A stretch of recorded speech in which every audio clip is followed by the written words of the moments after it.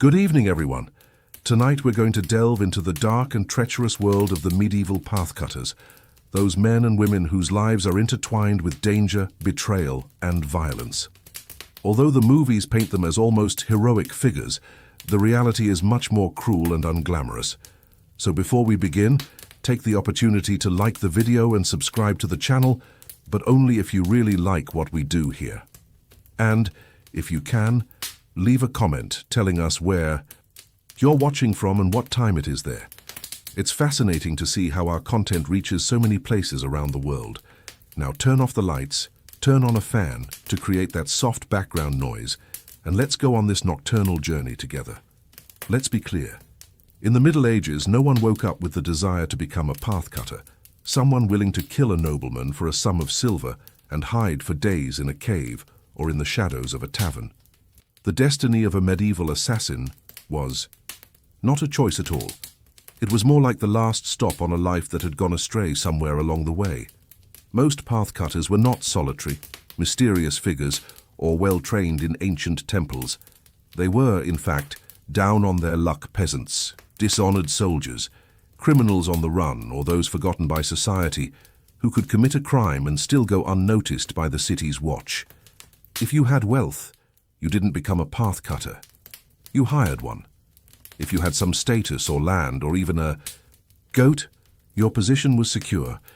But if you were a fugitive, had a knack for solving problems discreetly, and were able to slip into a bar without being noticed, well then someone, somewhere, was about to hand you a purse of coins and whisper a name.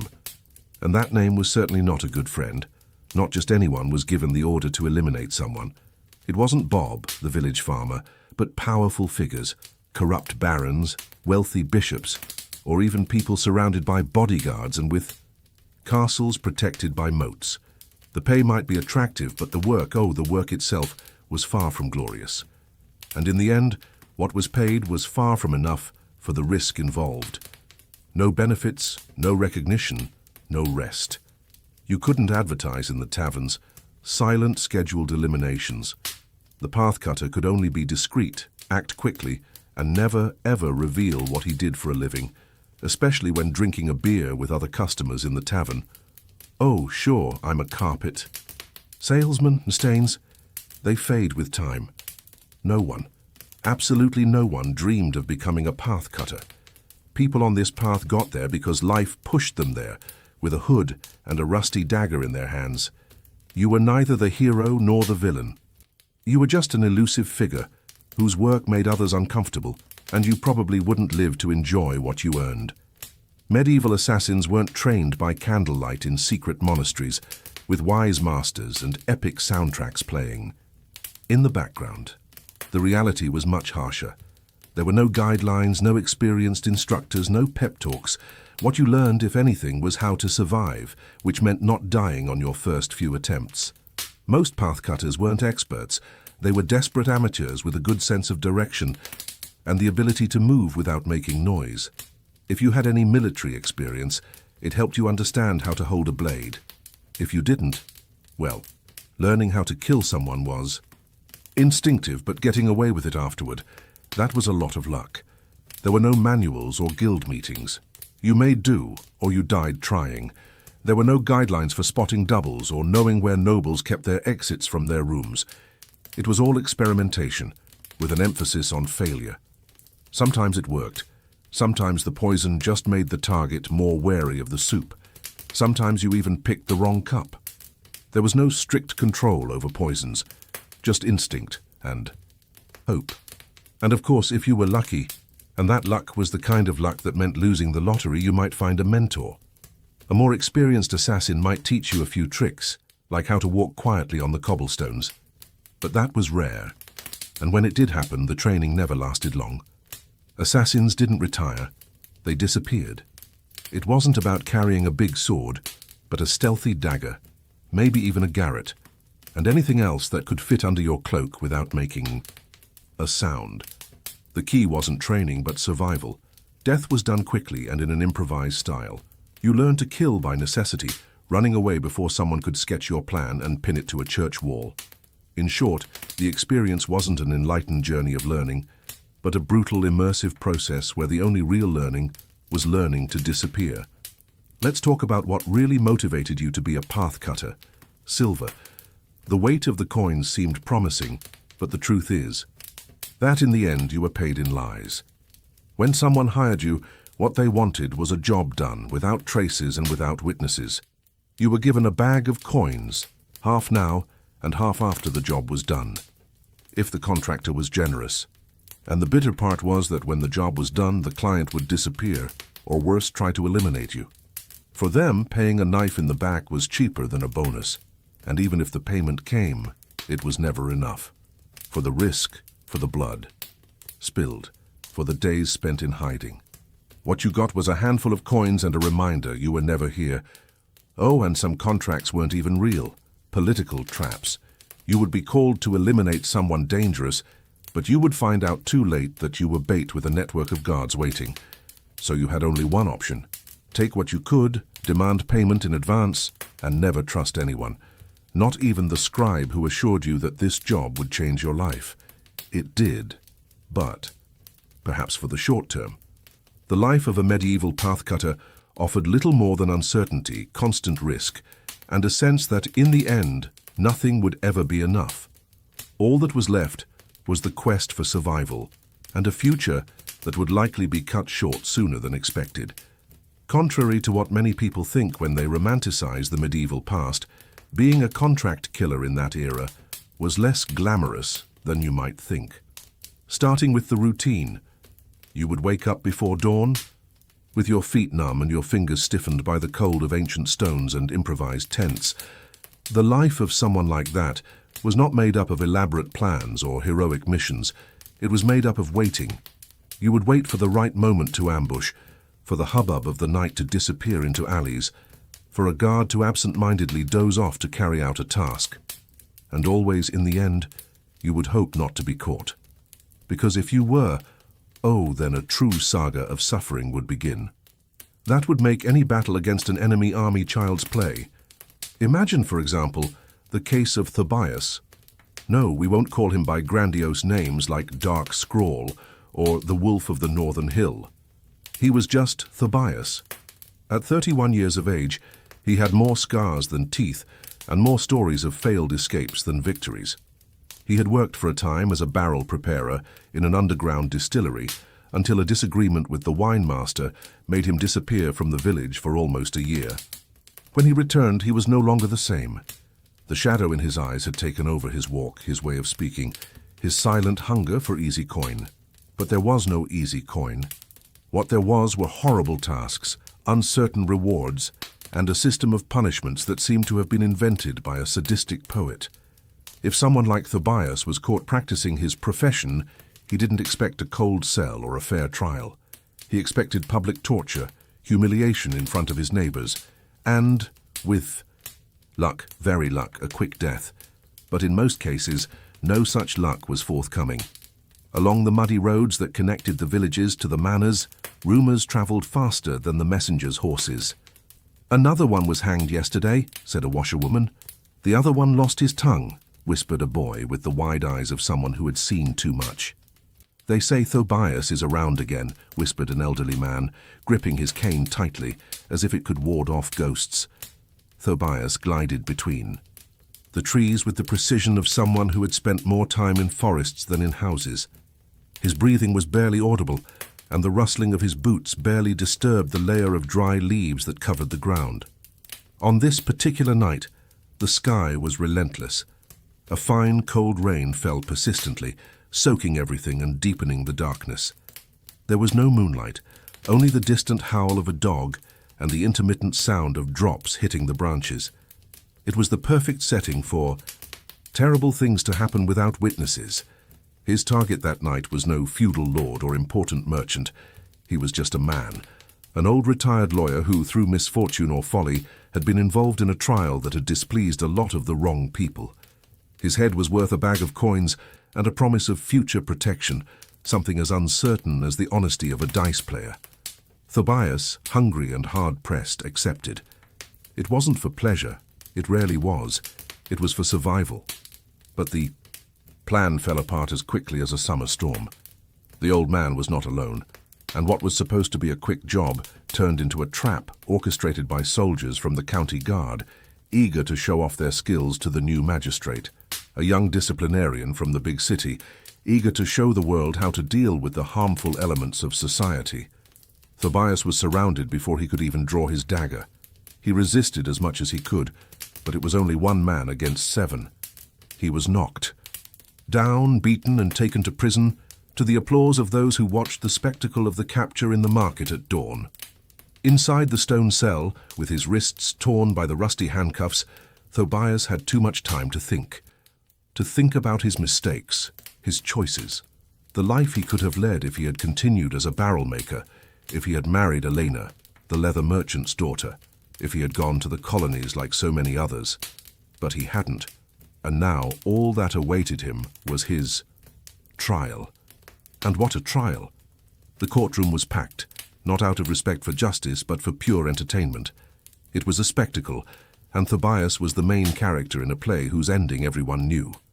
The judge was a stern man with a meticulously trimmed beard and a collection of black feathers in his hat, a symbol of legal authority in the region. His eyes swept over Tobias as if he were observing a rat lying in the road. Beside him, a scribe wrote everything down with the coolness of someone transcribing a recipe. The verdict was read out in a firm voice, guilty of attempted murder of a civil servant. The sentence, a mix of punishment and spectacle, 3 days of public display, followed by mutilation and exile, no immediate death. They wanted his pain to serve as a warning. Upon hearing the sentence, Tobias did not scream or cry. He simply closed his eyes. He was tired of everything. And this is where we stop for a moment. If you've reached this point in the story, it's because you're letting yourself be carried away by this narrative full of dust, pain, and humanity. So how about being part of this journey in a more direct way? The morning sun seemed to mock Tobias's pain as he was dragged to the cart, chained at the ankles and wrists, under the watchful eyes of a crowd that had gathered around the central square as if waiting for a festival. Public shaming was an old custom in the town of Braxenfort, maintained with the same zeal as the celebrations of holy days. It was part of the social fabric, the spectacle of punishment as entertainment as teaching. Small merchants would open their stalls early on these days, knowing that the influx of people would ensure good sales. Children were brought by their parents to see what happens to those who do wrong. It was a perverse tradition dressed in the robes of morality. Tobias was lifted onto a wooden structure near the old well, where a post with iron rings remained. There he was held with his arms raised above his head. His body, already scarred from the beatings of his capture, now trembled with the cold and humiliation. Someone spat. Another laughed. A woman threw a turnip peel at him. None of this was new. It was part of the process. More cruel than the pain itself was the indifference with which the suffering of others was accepted as part of everyday life. Tobias, with his eyes half closed, remembered the days when he had passed by there as just another face among many. And now he was the focus of everyone's attention. There was a bittersweet smell in the air, a mixture of sweat, mud, and spices which seemed to impregnate his skin with an invisible layer of humiliation. For 3 days, Tobias was exposed there, fed on leftovers, soaked by the rain, dried out by the sun, and bitten by insects. At no time did he receive any words of comfort. Even the local priest, who had once greeted him with discreet nods in the tavern, passed by without a single glance. The loneliness was profound, not because of the lack of people around, but because of the complete absence of any gesture of humanity.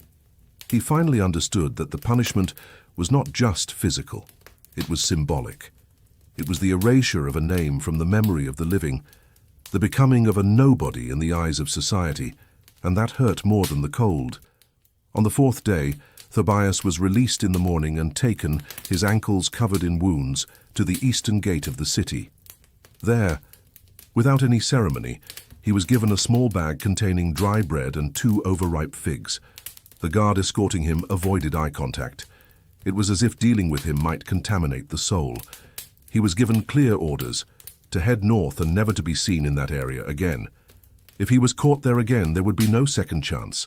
Staggering, barefoot, and eyes burning with fever, Tobias began to walk. Each step was a challenge. The world beyond the city walls seemed bigger, emptier, scarier. But there was also a strange sense of relief. The pain of shame had reached its peak, and all that was left now was to survive. He walked for 2 days without a clear direction, stopping only when his body gave out. He slept among bushes, fed on roots and water from murky streams. He was no longer a man, he was a fragment, a trace of someone who had once been whole. And it was in this state, between exhaustion and fever, that he crossed paths with a group of wanderers who were heading towards a hidden village in the Erislan Valley. They were different figures, a woman with hair like snow, a mute young man who played the flute, and a large man with tribal marks on his arms and eyes that were always alert. They observed him for a while. They didn't ask him anything. They just helped him up, offered him a hot broth, and, after a ritual silence, invited him to follow along. Not as a member, but as someone in transit.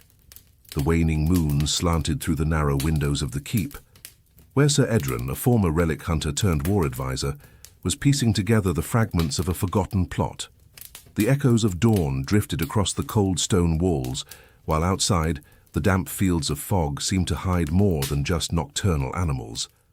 Edrin, now in his 50s, knew that in this world of broken kingdoms and fragile pacts, history always came back to haunt those who dared to try to bury it. His calloused fingers flicked through a manuscript he had found hidden inside a cracked soapstone statue in an abandoned chapel east of Rundenhall. There, among the sacred symbols and lost vows, was a name he had not seen in years, that of a woman he had thought dead, now returning like a shadow in the faded words of an ancient chronicle.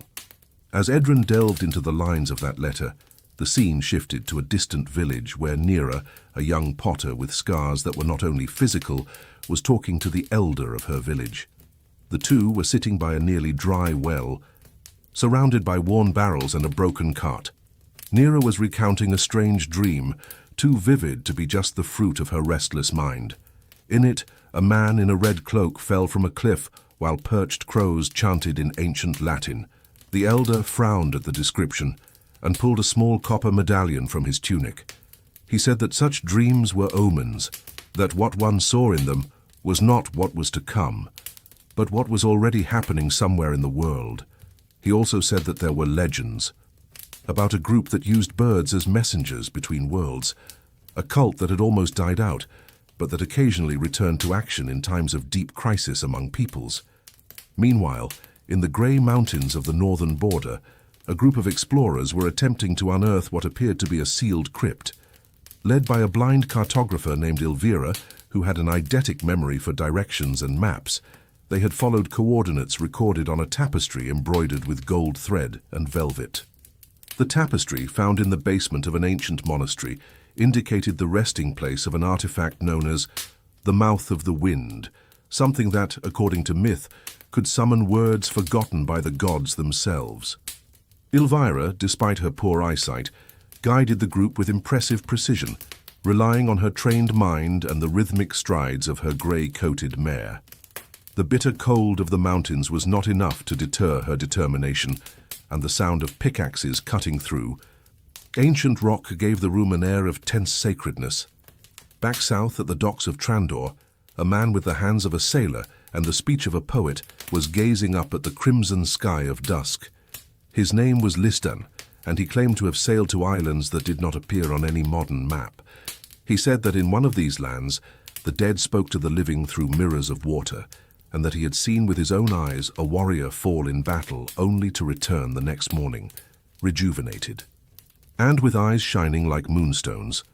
The story, although treated with skepticism by the local fishermen, gained traction every day, and more people came asking for the captain of the Golden Winds, as Lysdan had called himself.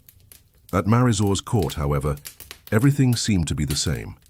King Halric, now ailing and surrounded by doctors who looked more like archers in white coats, tried to hold on to his throne. His children, 4 in total, 2 sons and 2 daughters, fought among themselves, like wolves for pieces of meat. Each had a fiefdom to support him, armies of his own and informants hidden within the castle walls.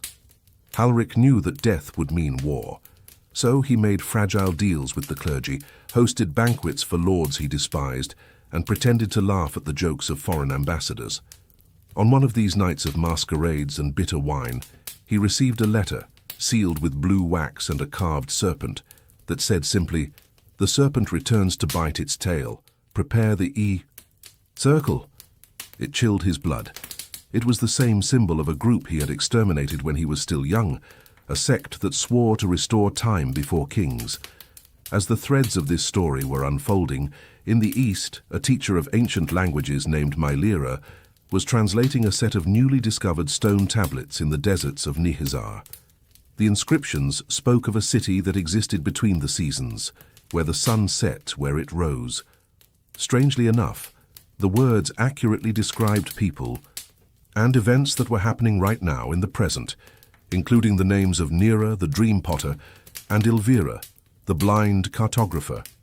Mylera, at first incredulous, began to realize that these inscriptions were not just historical, but a way of seeing the world through different layers of time.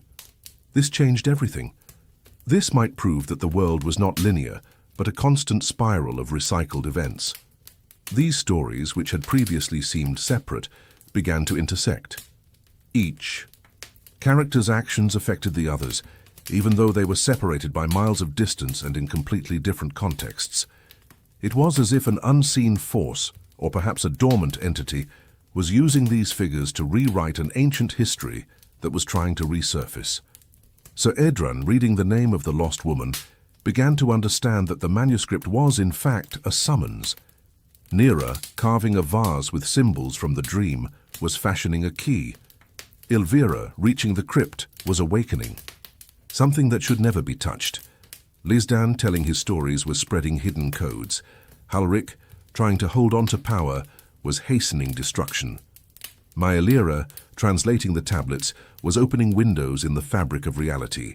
The world, now more fragile than ever, trembled beneath the feet of these unwitting chosen ones.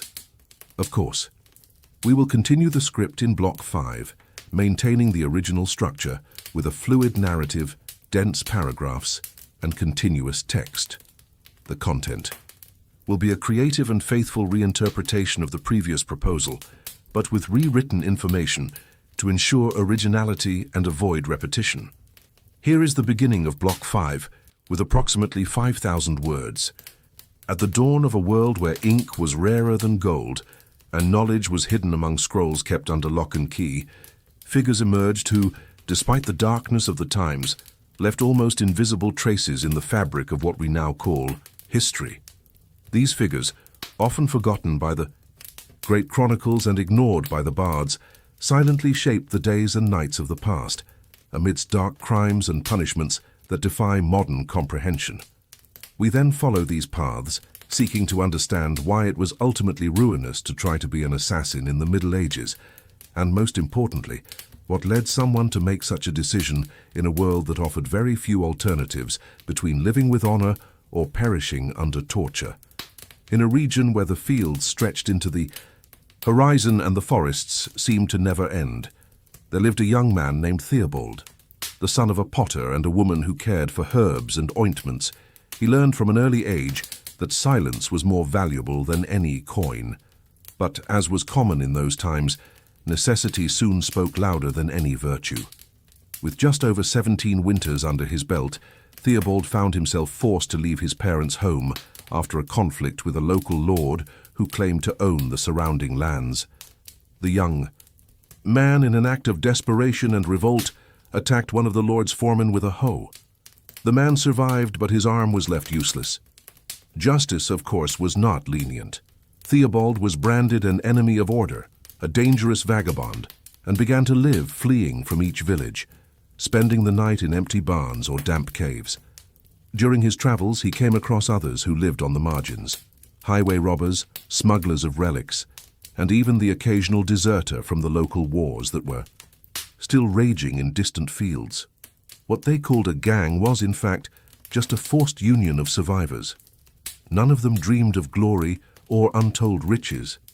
They just wanted to avoid the gallows, the wheel, or the stake. But even among these outcasts, there were codes, and it was by breaking one of these codes that Theobald, one moonlit night, ended the life of one of his own. The reason? A trivial quarrel over food. What for us could be resolved with an argument was a death sentence here. There was.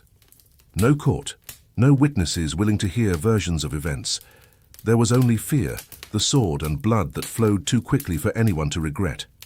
It didn't take long for news of the crime to spread among those who lived in the shadows, and it was then that Theobald experienced firsthand the weight of being a medieval murderer. Contrary to popular belief, punishment did not always come at the hands of formal justice. Often, it was the marginalized community itself that decided the fate of a traitor, and they were harsh. The young man was expelled, persecuted, branded with a traitor's symbol, carved with a hot iron on the inside of his arm. That mark was not just physical pain, it was a guarantee that no one would accept him anywhere else. He wandered, hungry and alone, for weeks, until he was found by a group of itinerant religious men, known for caring for the sick and lepers. Theobald lied to them. He said he was just a peasant who had been wounded by bandits. And they were. Accepted, albeit with some distrust. Living with the monks was, for a time, a balm. They didn't ask about the past. They helped whoever came and treated wounds with gentle words and thick ointments. Theobald helped with the rougher tasks, carrying water, chopping wood, burying the dead. But inside him something grew. A restlessness, a constant fear of being discovered. That calm life was too good to last. And it didn't. One of the brothers recognized the mark on Theobald's arm. And then, like in one of those nightmares where we run without moving, everything fell apart again. The Brotherhood decided to expel him, without violence, but with hard eyes and words that weighed more than any chain. Theobald left again, and this time without any hope of redemption. He then went to a port city, where the mix of people was so great that names, faces, and crimes were easily lost. There he found shelter among fishermen and cargo workers, living off odd jobs and hiding from any closer look. He tried to change. He tried to forget. But the mark on his arm and the ghosts of the past never stopped visiting him, especially in the cold early mornings. During a conflict between sailors and tax collectors, he ended up getting involved, this time to defend a young man who was being unfairly beaten. The heroic act, however, cost him dearly. He was recognized by a former officer who was circulating in the city, and once again his identity came to light. There was no trial, no chance to defend himself. Theobald was taken to a dungeon and spent days chained in a fetid hole without knowing what awaited him. The punishment came in the form of public humiliation. He was tied up in an open square and had to confess his crimes before a crowd thirsting for justice or a spectacle. Each crime was read aloud by a clerk who tried hard to make the moment theatrical. And when the reading was finished, cries of "Out! Death! Traitor!" echoed through the streets. But the chosen punishment was not death, even though many wanted it. It was perpetual exile. He was taken beyond the walls and left on an isolated plain, without food, without proper clothing, and with the recommendation that he never again set foot on known territory. A cruel form of banishment that, although it seemed milder than execution, carried the same sentence: oblivion. This type of punishment was common at the time. Many crimes, especially those committed by people outside the nobility or clergy, were punished with symbolic punishments, but they were extremely effective in destroying the dignity of the condemned. Amputations, branding, exile, and public executions were instruments to keep fear alive among others. And they worked. The mere thought of facing such punishments made many hesitate before committing any deviation. But there were those, like Theobald, who no longer had anything to lose.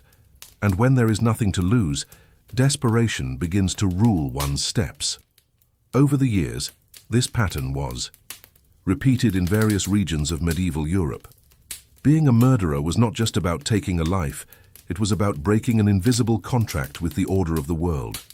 The death of a man in those times affected not only the victim and the guilty party, but the entire social structure around it. That is why the sentences were exemplary. That is why the punishments were harsh and often public. They served as a lesson, as a warning, and they served, above all, to maintain intact the fragile balance of a world that always lived on the brink of chaos. Theobald, in his last recorded appearance, was seen by a traveling merchant in a distant village where he lived under another name, tending animals and avoiding contact with outsiders. He was never heard from again. Perhaps he died peacefully. Perhaps he was discovered and executed away from prying eyes. But his story, like so many others, serves as a reminder of how much a life cost in the Middle Ages, both for those who took it and for those who tried to start over after committing such an act. In the vastness of medieval lands, where power was often exercised with an iron fist and justice was shaped according to the interests of feudal lords, a figure emerged who defied established conventions. Alaric, a young man of humble origins, born in a forgotten village among hills and dense forests, the son of a tanner and a woman who sold medicinal herbs, Alaric grew up observing the injustices that plagued his community. From an early age, he demonstrated a sharp intelligence and a concern with the inequalities he witnessed. At the age of 18, after witnessing the public execution of a friend who had been wrongly accused of theft, Alaric decided that he would not remain passive in the face of the arbitrary nature of the system. Joining a group of dissidents, he began to study the intricacies of local laws and organize clandestine meetings to discuss forms of resistance. These meetings, held in hidden caves and isolated clearings, became the embryo of a movement that aimed to reform feudal justice. Over time, Alaric and his companions began to intervene in trials, presenting arguments based on ancient legal texts and questioning the authority of local judges. This boldness did not go unnoticed. The feudal lords, fearing loss of control, branded the group as heretics and traitors. Alaric was captured during an ambush and put on trial on charges of sedition and blasphemy. The trial was conducted by an ecclesiastical court, where the evidence presented by the defense was summarily ignored. Alaric was sentenced to death, but his execution was postponed due to the intervention of an influential monk who saw potential in his ideas. The monk proposed that Alaric be sent to a remote monastery, where he could be re-educated and eventually contribute to the reform of judicial practices. At the monastery, Alaric immersed himself in his studies, dedicating himself to understanding the roots of the laws and the philosophies that underpinned them. Over time, he became a respected scholar, writing treatises that proposed a more equitable justice based on reason. His writings influenced reforms in many regions, and his story became a symbol of resistance and transformation. Deep within the walled cities of medieval Europe, where time seemed to flow slowly over the mud-covered cobblestones, and where church bells marked the rhythm of people's daily lives, there was a figure who walked the line. Between respect and fear, the Punisher. This man, called the Master of Order in the town of Sarum, was seen neither as a villain nor as a hero, but as someone necessary.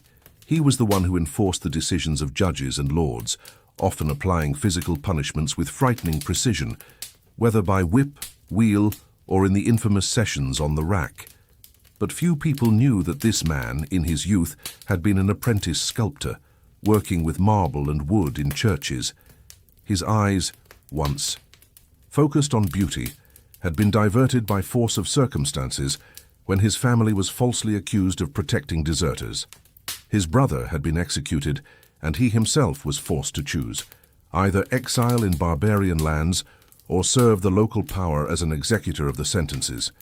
He chose what guaranteed food, shelter, and in a way, a silent proximity to justice, even if it was a distorted justice. Years passed, and he became feared not only by prisoners, but also by inquisitors, for it was said that his gaze was colder than the steel of his tools. One day, however, the Master of the Order found himself faced with a dilemma that would shake the rigid structure he had built in his spirit.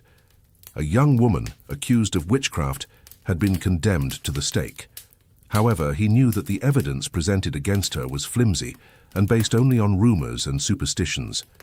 During the night before his execution, he walked alone through the city, remembering every moment that had led him there. He thought about his brother, about the chisel he had stopped using, about the unfinished church he had helped to carve before becoming what he was. At dawn, against all orders, he refused to light the bonfire. He claimed that there was no justice where there was no truth.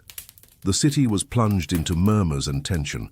The master was arrested, and while he awaited trial, the population, moved by his courage and story, began to rise up against the local court. His gesture set off a ripple effect. In other villages, people began to question the methods used to judge and punish. Monasteries were pressured to open their archives so that legal texts and common rights could be known and debated by the inhabitants. Slowly, a new wave of thought took shape, one that proposed that not all guilty people were criminals and that not all innocent people were free from pain. The arrest of the master of the order was no ordinary event. His name, once whispered in alleys and halls as a symbol of rigor and obedience, now echoed through the streets as an unexpected symbol of moral resistance. The cell in which he had been confined was not just made of stone and iron. It was a symbol of the crossroads at which medieval justice itself found itself. Elders whispered in taverns, monks silently closed their eyes in sorrow, and even young apprentices in the marketplaces looked up at the sky with the eerie feeling that the world around them had bent a little, as if something invisible had shifted in the fabric of reality. Meanwhile, in the town hall of Dunmire, the neighboring village that maintained a silent rivalry with Sarum, the master's case was stirring heated debate. A local scribe, a man named Kellen, who for years had recorded official judgments and decisions on dry, impersonal parchment, was moved to record the episode with emotion.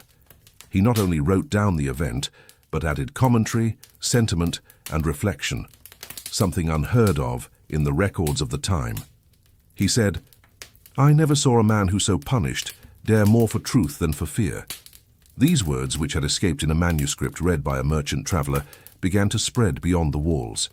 In less than a harvest cycle, nobles from distant regions were already questioning their own practices, and some, influenced more by fear of rebellion than by virtue, began to soften sentences and re-evaluate judgments. The impact of the master's gesture went beyond the physical. It was a crack in an ancient system. But there was a problem. The clergy did not like the precedent. At Bailwick Monastery, High Prior Eustanus, a man known both for his eloquence and his intolerance of any challenge to orthodoxy, began to collect writings and decrees that reinforced the divine authority of the tribunal and the infallibility of faith-based judgments. He wrote threatening letters to the local burgesses and lords, urging them to keep the power structure intact. A formal trial by the master of the order was scheduled, and the tribunal was to be presided over by none other than Eustanus himself, in a symbolic and authoritarian act. However, not everyone was willing to see the old executioner go without a fight. A woman named Lyra, who had been secretly helped by the master years before, when she was fleeing a forced marriage to a powerful merchant, organized a network of messengers, healers, and scribes. This network began to collect accounts of injustices committed under the guise of faith, or order. A rudimentary form of organized protest was emerging, a resistance made not of swords but of stories, letters, and above all, memory. On the day of the trial, the central square of Sarum was packed. People came from all over, some coming on foot from unthinkable distances. Between the food stalls and the suspicious glances of the guards, improvised songs could be heard about the man who refused to light the fire. The people, who had so often feared this man, now sided with him.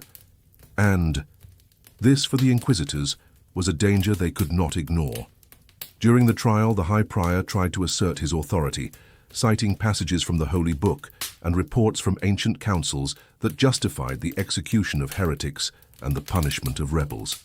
But the master, in his slow, firm voice, responded with just one sentence: "Whoever kindles fire against the innocent, let him first burn his own hands." This was not just rhetoric, it was a moral condemnation, and the impact was immediate. A deathly silence fell over the assembly, broken only by the sound of a distant bird. Tensions mounted. The trial continued for days, but with each new argument, more testimony emerged in defense of the defendant.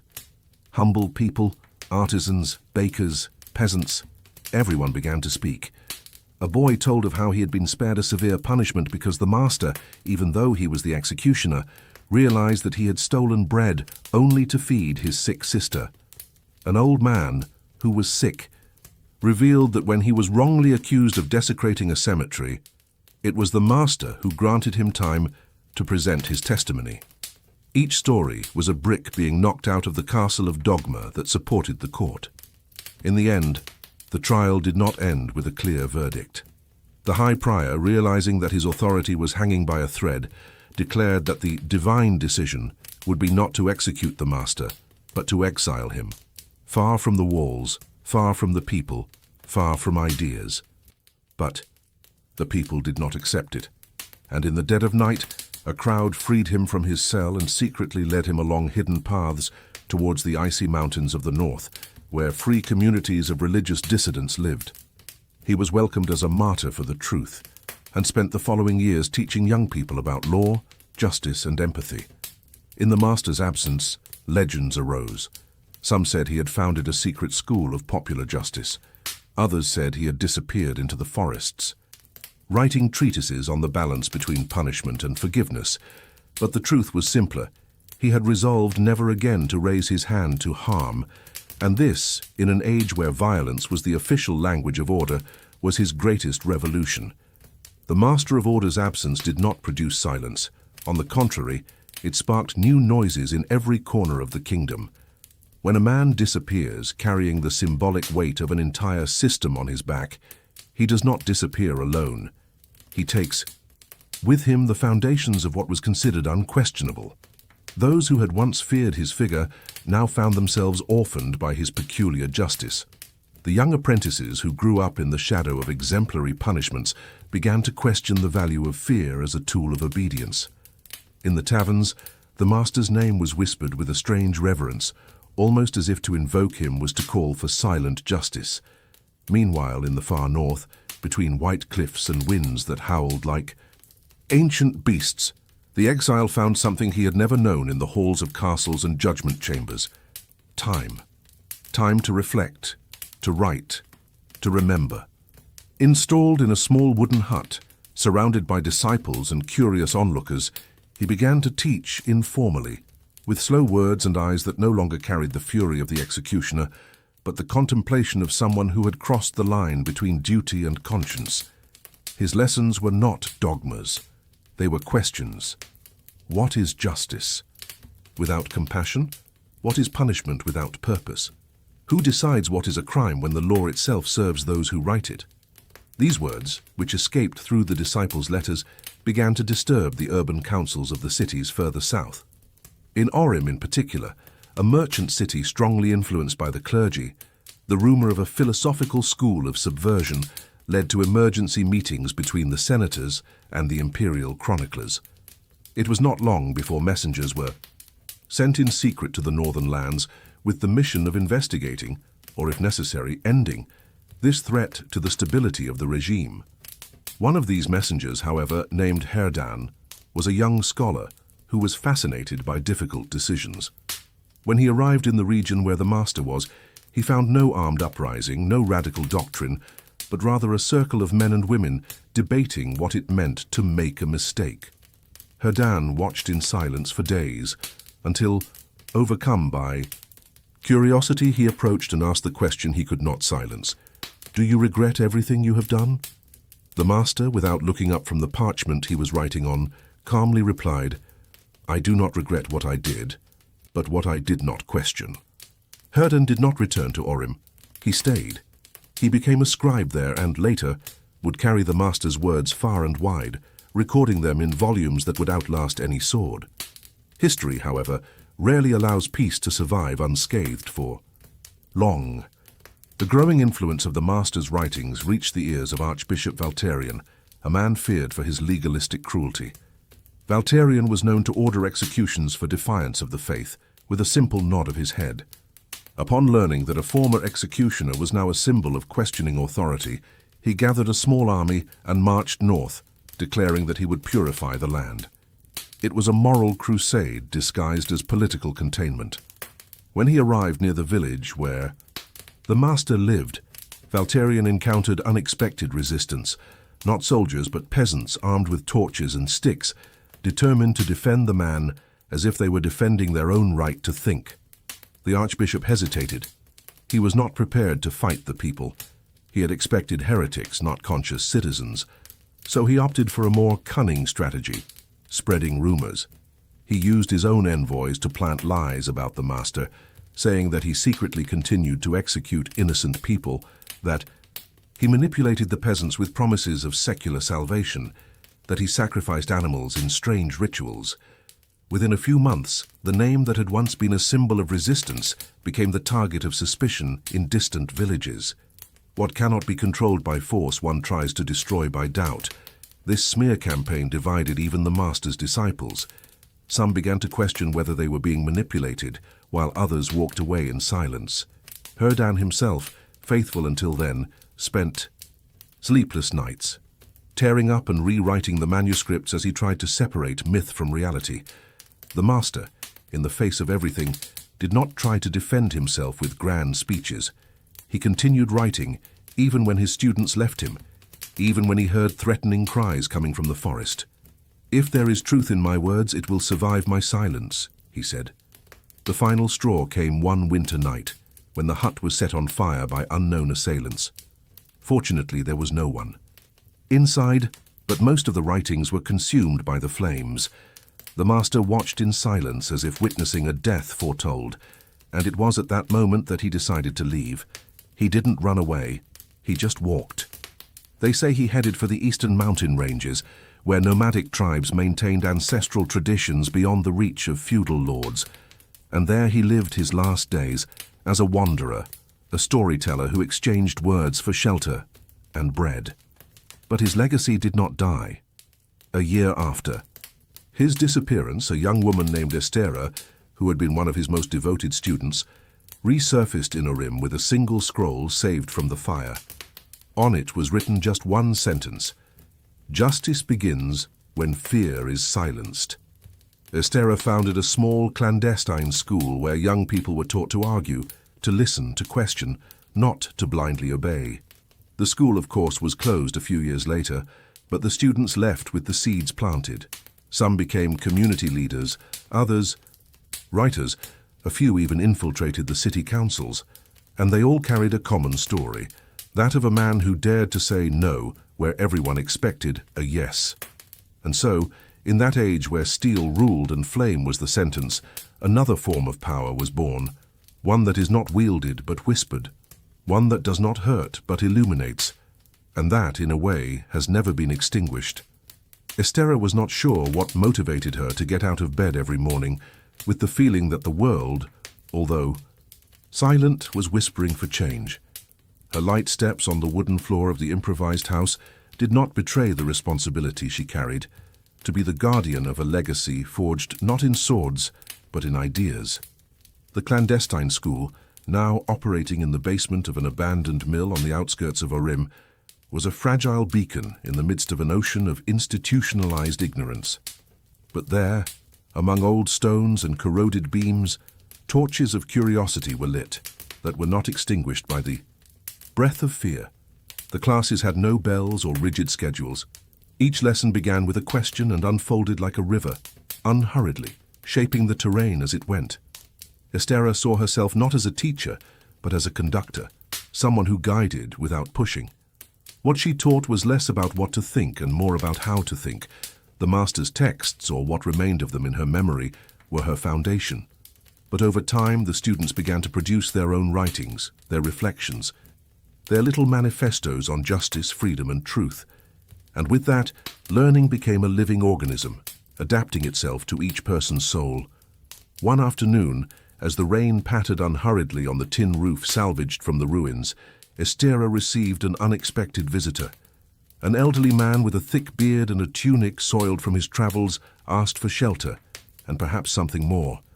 He said his name was Elvian, and swore he had walked all the way from the salt deserts of the south, guided only by a recurring dream, a voice that repeated every night, "Justice begins when fear is silenced." Estera, suspicious, let him in. But when she saw him drawing symbols on the ground and reciting passages that only those who had lived with the master would know, she no longer had any doubts. Elvian was one of the first followers who had disappeared decades before, presumed dead during the conflicts of Altigar. Now, here, before her, he brought more than memories.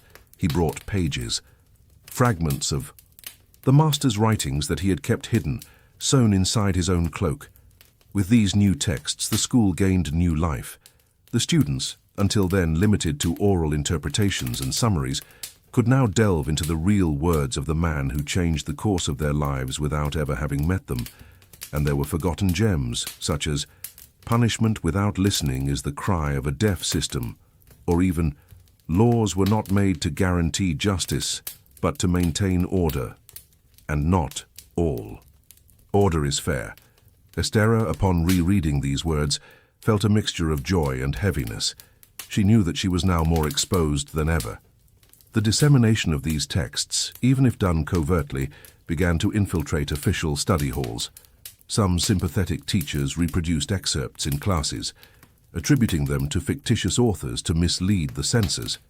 In the markets, between exchanges of flour and fabrics, the manuscripts passed from hand to hand like ancestral recipes, carefully folded. Written in simple codes, the master's ideas became like the wind.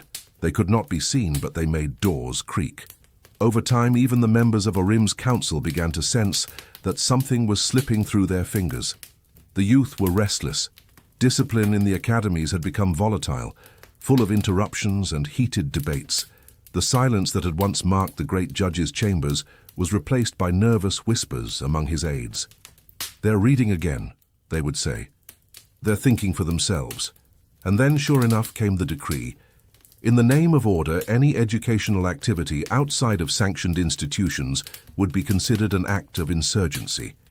Estera's school, though unnamed, was clearly among the targets. 2 inspectors were sent undercover, feigning interest in the classes, trying to identify the leaders, map out their faces. But they underestimated the cunning of those who had learned to survive in the shadows. Estera recognized them immediately. Instead of expelling them, she decided on something bold. She allowed them to watch everything. She did not teach with fear. She taught with force. And at some point, even the spies lost themselves in the enchantment of free thought. The pressure, however, was increasing. One night, returning from an outdoor class, one of the students was found unconscious on the outskirts of the city, with rope marks on his wrists and a sign pinned to his chest. Too many ideas, too many consequences. Estera gathered everyone together, her eyes firm, her voice calm. "They want to scare us, and we can't let them. Courage is not the absence of fear. It's what we do in spite of it." At that moment, she was not just an educator. She was a commander, and her soldiers, unlike traditional armies, did not wield spears, but convictions. At the same time, in the far west of the kingdom, rumors spoke of a mysterious figure who collected lost manuscripts, organized them, and left them at the doors of small night schools. He was someone no one saw, but many swore they had felt his presence. "Is this the master?" they asked. But Estera knew he was gone. All that remained was her inheritance. And perhaps this figure was just a living metaphor for silent resistance. With the original texts becoming increasingly scarce, Estera began to dictate her own reflections. She said that the important thing was not only to preserve what the master had said, but to continue the thought. He opened doors. We have to go through them. Thus were born the notebooks of Orim, compilations of students' writings, past teachings, debates recorded by hand. They were hidden in caves, buried in ceramic pots, sewn into the linings of coats, like relics of a faith that did not need temples, only conscience. But every light attracts watchful eyes, and when word that children were beginning to question family orders reached the desk of the new regent, an iron man named Lorvinius, the crackdown was unwavering. In a single weekend, 5 clandestine schools were burned. 2 mentors were arrested. Estera disappeared for weeks. Some said she had fled to the north, others that she had been captured.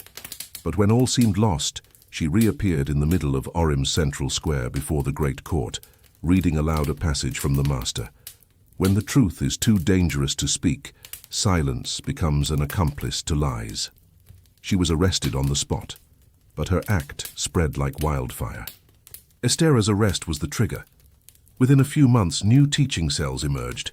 The Orim notebooks were translated into caudal codes, traveling plays, word games between children. The city was never the same again, nor was the kingdom. Because once the mind is free, no cell can hold it back. The cell where Estera had been held was dark, damp, and marked by the layers of time, as if not only the bodies of dissidents were imprisoned there, but also the ideas that the powers that be were trying to cover up with mold and neglect. The silence was almost absolute, broken only by the persistent dripping of water that ran through cracks in the ceiling and by the rhythmic footsteps of the guard who watched the corridor as if trying to impose order on the void itself. But Estera, even alone and surrounded by stone walls, did not allow herself to be silenced. In the darkness, she recalled each passage of the master, each debate with her students, each fragment of the thought that she had, helped to rekindle.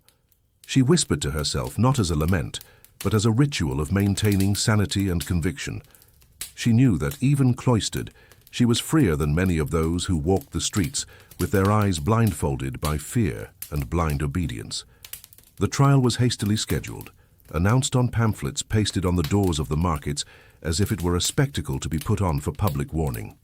The charges were clear: inciting subversive thought, disseminating ideas contrary to established morality, and teaching without an official license. Estera, as she climbed the steps of the court, did not look like a prisoner. She walked like an orator ready for her final speech. In the crowded hall, among the soldiers and counselors, familiar faces hid. Students old and new infiltrated under cloaks of anonymity were there. Some carried a page from Orim's notebook hidden in their pockets, as if the presence of an idea made them invulnerable. During the trial, the chief counselor asked, in a deep and well-rehearsed voice, if she denied having taught concepts that questioned the legal system, the authority of the throne, and the validity of established penalties. Estera did not answer immediately. She looked around. She took a deep breath, and then she said, "I did not just teach. I lived these ideas. And if they are a threat, perhaps what is held here is not as strong as one imagines." The murmur that followed was quickly drowned out by the blows of the judge's baton. But the seed had already fallen. The sentence was not long in coming. Estera was to be sent to Camp Observance, a secluded facility in the icy mountains to the north, officially described as a re-education center, but known among those who resisted as a prison of perpetual silence. Few returned from there. Those who did returned mute or broken, but no sooner had the carriage carrying the prisoner departed than the movement she had foreseen began. The students, led by Samir, a young man, who had previously been hesitant to speak in public, but who now bore the responsibility of giving voice to what Estera had begun, held secret meetings, rescued hidden pages, and began to spread coded messages through the streets, drawn in charcoal on the walls, left between the pages of books in the public library, or sung by children as harmless rhymes. Meanwhile, in the cold rooms of the observance camp, Estera kept her mind active. There were no books, no paper, but she created long speeches. In her head, constructed imaginary dialogues with the master, simulated debates with her students. She refused to lose herself in apathy. Soon, she began trying to communicate with the other inmates, rhythmic knocks on the walls, ancient codes, forgotten even by the soldiers. There, among those stones, she discovered other souls who had challenged the system in different ways. A doctor who denounced the manipulation of epidemics for population control, a musician who composed a satirical symphony. Against the court, a former cartographer who mapped the hideouts of the resistance. With them, Estera formed a new school, silent, invisible, but powerful. Each cell became a classroom, each prisoner a teacher and student at the same time.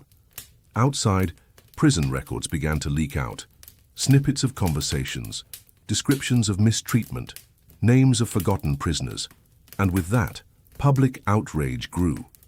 What had once been a whisper now became a cry. The families of the missing previously, cowered by shame or fear, began to gather. They began to march, at first in silence with candles in their hands, then with placards, then with songs that included verses by the Master and Estera.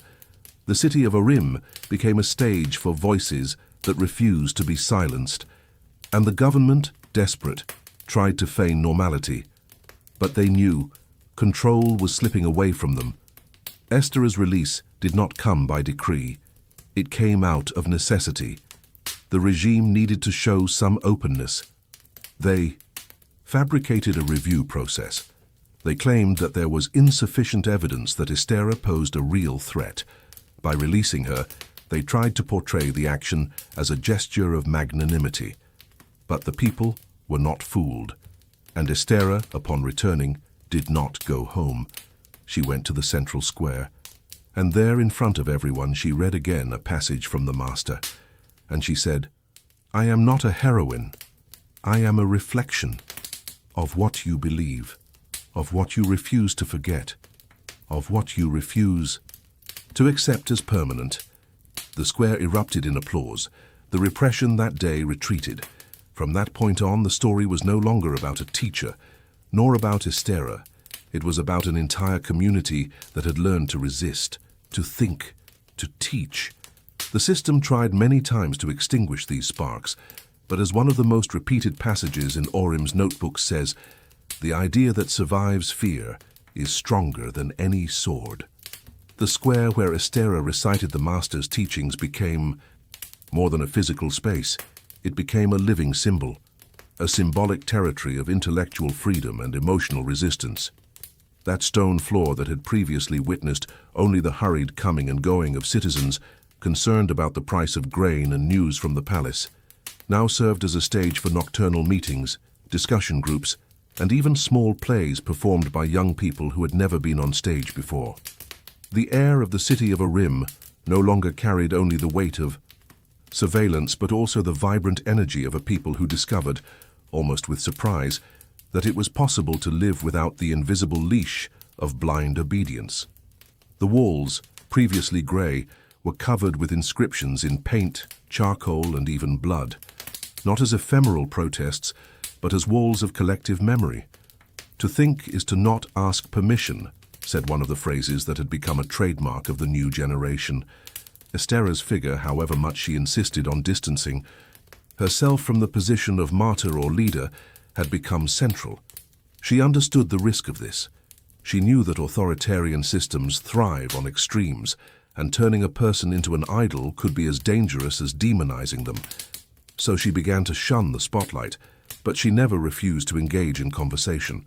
She walked the streets like anyone else, sitting on wooden benches to listen to young readers discuss ideas that she herself had introduced. She answered questions with questions. She encouraged doubt rather than certainty, and she always reminded them, "If you follow me without question, you are only exchanging one king for another." In this new era, something curious happened. The former opponents began to become destabilized, not by direct confrontation, but by the subtlety of cultural transformation. The councillors, accustomed to dealing with violent rebellions, did not know how to react to an uprising made with words, books, and drawings. The official discourse began to weaken. Fear, its main tool, became less effective. With each attempt at retaliation, the population reacted with irony, with art, with intelligence. When the new decree prohibited public meetings without religious purpose, citizens began to organize long cults in honor of invented gods, whose commandments were precisely the principles of critical thinking. The cult of doubt, as it became known, attracted crowds. It was a satire, yes, but also a form of collective protection. After all, absurdity protects better than silence. Meanwhile, a previously discreet group began to gain prominence, the archivists of the void. They were descendants of ancient chroniclers who had worked for the court centuries before, but who now dedicated themselves to recovering erased documents, hidden records, and letters never delivered. They delved into the basements of libraries, excavated censored archives, and reconstructed narratives erased by official history.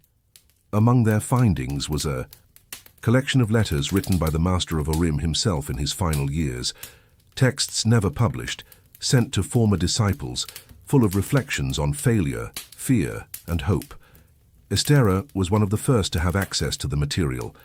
She read each line with reverence but also with surprise. The Master, whom everyone imagined as an unshakable symbol of wisdom, revealed there his deepest doubts, his moral failings, his errors of judgment. And this, instead of diminishing him, made him more human, closer, more inspiring. The publication of these letters caused a cultural upheaval. For many, it was shocking to discover that the icon of resistance also had moments of hesitation, that he questioned his own certainties. But Esther knew how to masterfully handle the impact of this revelation. She organized meetings in which the letters were read aloud, not as sacred texts, but as confessions. And she invited the public to write their own letters of fall, anonymous accounts of mistakes, fears, frustrations. The initiative became a movement in its own right. Thousands of letters were delivered, many of them displayed on the walls of the former prison, now transformed into a cultural center. The place that once imprisoned ideas now freed them. Every cell was a reading room, every corridor a gallery of memories. However, it would be naive to imagine that the power structure had disappeared. It had merely retreated, like a wounded animal, silently withdrawn, waiting for the moment to attack again. The counselors, now operating in the shadows, began to infiltrate undercover agents among the new thinkers. They tried to sow distrust, spread rumors, and create divisions. But the hardened community began to apply what it had learned from Esther, not to reject, but to listen, not to accuse, but to question. And many of the infiltrators, touched by the sincerity of the meetings, abandoned their posts and became allies of the cause. It was in this scenario that a new threat emerged, different from the previous ones. It did not come from direct repression, but from the temptation of the structure. Some young leaders, excited by the influence they had gained, began to advocate the creation of a new intellectual order. They wanted to organize the resistance in a hierarchical format, create positions, issue certificates, and make education official. Esther saw in this the danger of repetition. She gathered these young people and said without anger, but firmly, if you create a structure that validates knowledge, you will soon need to define who does not have knowledge. And so, what was freedom becomes control by another name. The conversation was not easy. There were heated debates, tears, accusations. But in the end, the idea of keeping the movement free, multiple, and decentralized prevailed. A garden of thoughts, not a controlled plantation.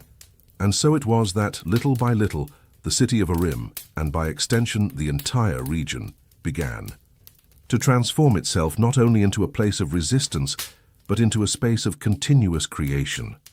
Ideas ceased to be weapons and became bridges. Children learned philosophy in the squares, while the elderly told their stories not as legends of the past, but as keys to the present. Travelers who came from other lands no longer recognized the city by its streets or buildings, but by its atmosphere, an atmosphere of thought, of listening, of permanent restlessness. Esther's story at that point ceased to be hers. It had been told by many, retold in verse, dramatized in plays, illustrated in murals. And she, far from seeking credit, felt relieved, because she knew that the true legacy lies not in the one who starts the spark, but in the fire that continues to burn, even when the name of the initiator is erased from the paper.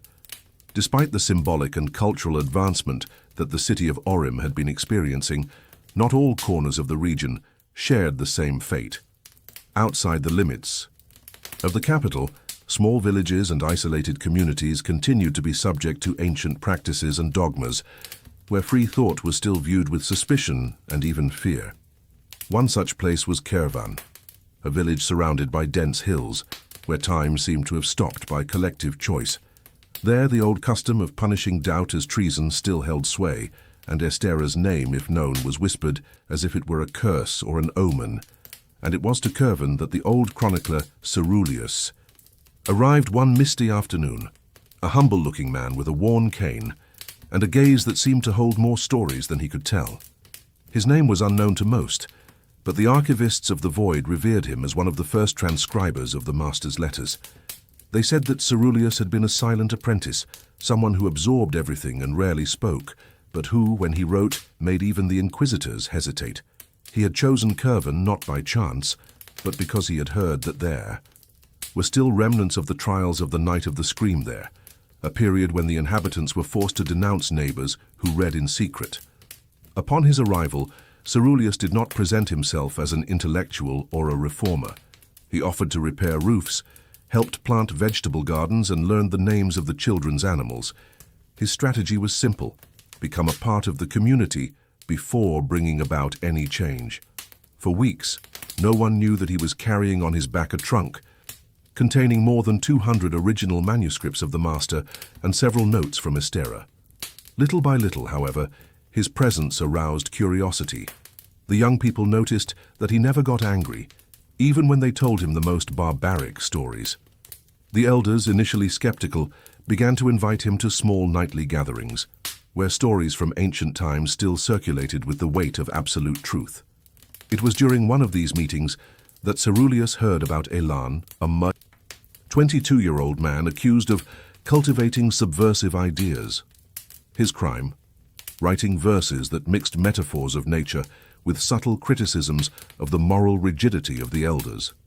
The young man had been isolated, prevented from attending the local school, and had his woodworking workshop burned down. Ceruleus asked to meet him, but was discouraged. He is unpredictable.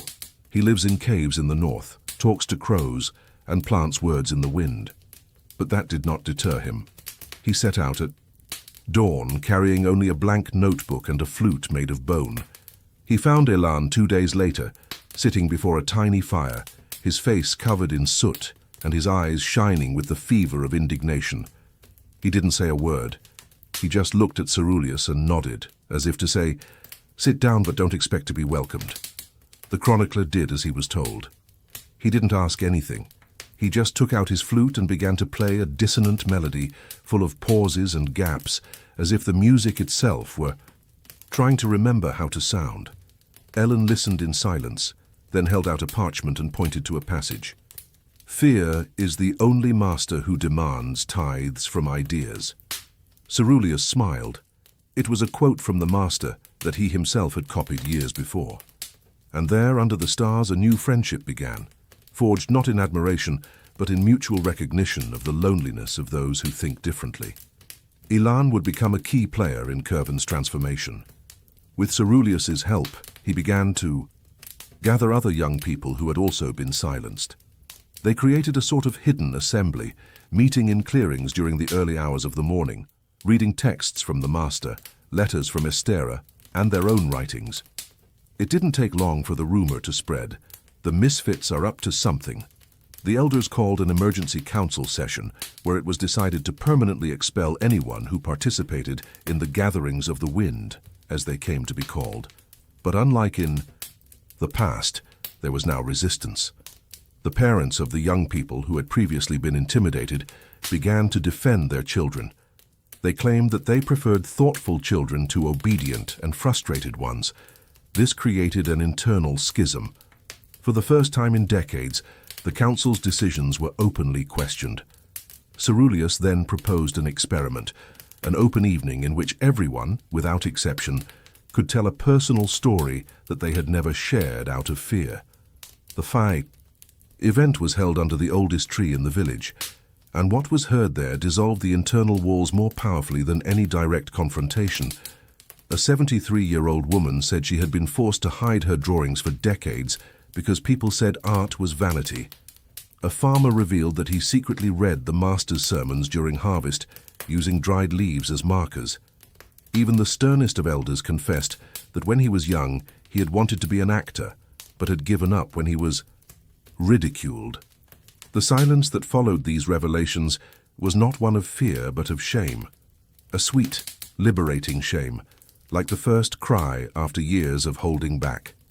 In the weeks that followed, Curven slowly rediscovered himself.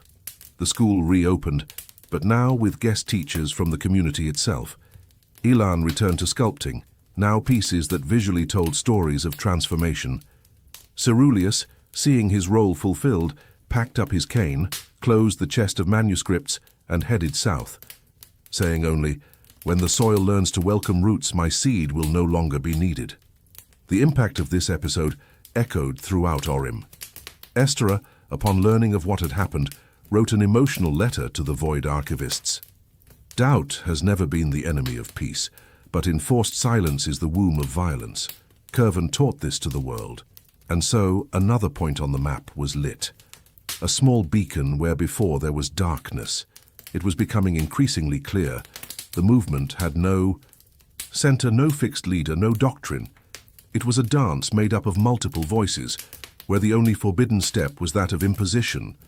And in this rhythm, the resistance continued, not as war, but as germination. However, like any seed that germinates, it is inevitable that obstacles will arise along the way. The growth of the network of reformed communities, inspired by the master's writings and Estera's actions, began to disturb more structured sectors of the empire of Salmar. Civil and religious authorities, especially those who depended on fear and ignorance to maintain control, began to move. The Council of Watchers, made up of leaders of the old administrative castes, saw with growing concern the number of villages where traditional dogmas were being set aside in favor of open meetings, accessible libraries, and public debates. For them, this was not a question of freedom, but of a direct threat to the stability they had cultivated for generations. And it was into this tension that a new figure emerged, a man known only as Dalam, who claimed to be a historian of the forgotten order of Sarneth, but whose methods bore little resemblance to those of a scholar. Dalam was a shrewd, engaging speaker who could captivate both fanatics and skeptics. His proposal was clear: restore the original order through cultural purification. Under his command, a group known as the Sentinels of the Legacy formed, not a traditional army, but a collection of manipulated intellectuals, retired judges and former guardians of archaic norms. They imposed order not with swords, but with sharp words, political manipulation, and veiled threats. The Watchtower's work began subtly, infiltrating communities as observers, offering help with administrative records or donations to schools. Then they began to ask innocent questions about the texts they read there, suggesting that certain interpretations were dangerous, that perhaps it would be better to revise some chapters, replace others, or delete passages that confused the simplest. When they encountered resistance, they acted more intensely, spreading rumors about heresies, financing anonymous denunciations, and provoking internal divisions. One of the communities most affected was Duren, which until then had been a model of balance between tradition and renewal. There lived Naylan, a weaver who was known as a counselor among the residents. She led reading circles for women of all ages, where they discussed everything from the master's writings to stories passed down through the generations. The arrival of the Watchers was at first cordial. They offered rare fabrics, access to writing materials, and even a small traveling library. But it soon became clear that the books they had brought were revised versions, carefully edited to favor the old order. Naylan realized the risk and tried to warn the people, but many were already enchanted by the promises of progress without conflict, of reconciliation without rupture. Tensions mounted. At the Duren Community Council, voices began to be heard calling for a ban on open readings, claiming that they were dividing the common spirit. Naylan was called to testify, and it was at that moment that she made a radical decision. She resigned as councillor, but organized a large yarn gathering, a gathering where each resident would bring a woven object that represented their story, and together they would sew a collective tapestry. The proposal was simple. We sew with all that we have been, are, and fear to be. Our colors do not need to match, but they do need to exist side by side. The event was a success. The final tapestry was over 20 meters long and brought together scenes of mourning, hope, conflict, and reconciliation. The backlash was immediate. The Watchers tried to intervene, claiming that the play contained subversive messages. But the people rallied. Instead of confronting the issue, They exposed the play publicly and invited the accusers to find any words of hate speech in it. They found none. Nayland gained more support than ever, but he refused to return to the council. He simply said, "My role is not to govern, but to remind people that every plot, no matter how tight, always allows for new plots." Meanwhile, in Orim, Esther followed everything closely. Although her body was already showing signs of fatigue, especially after a fever that lasted 9 days, her mind remained sharp as ever. With the help of the archivists of the Void, she began to gather stories from these resilient communities and began creating what she called the living book. Unlike the previous volumes, this one would consist only of letters, testimonies, and local experiences, unedited and unfiltered. Her idea was to create a mirror of the diversity of ideas that had spread, a book without a fixed authorship, where knowledge would be shared and not centralized. One of the most striking stories came from a young woman from Coril named Mavil, who told how she survived the destruction of her village by hiding a single scroll from the master inside a clay pot that served as a rat trap. Reading that single text years later led her to form a group of itinerant storytellers who enchanted children and taught adults with metaphors. As the living book expanded, the archivists began to travel more. It was no longer enough to store documents. It was time to spread them. Instead of hiding them, they now printed them on weather-resistant sheets made of plant fibers and left them in strategic locations, under rocks, between market boards, even sewn into clothes that were sold at fairs. Each text bore a small symbol, an open spiral, that indicated that the content was part of the new shared wisdom. It was impossible to prohibit something that was multiplying silently and without an owner. Dalem, for his part, did not back down. When he realized that his influence was being challenged by decentralized strategies, he decided to change tactics.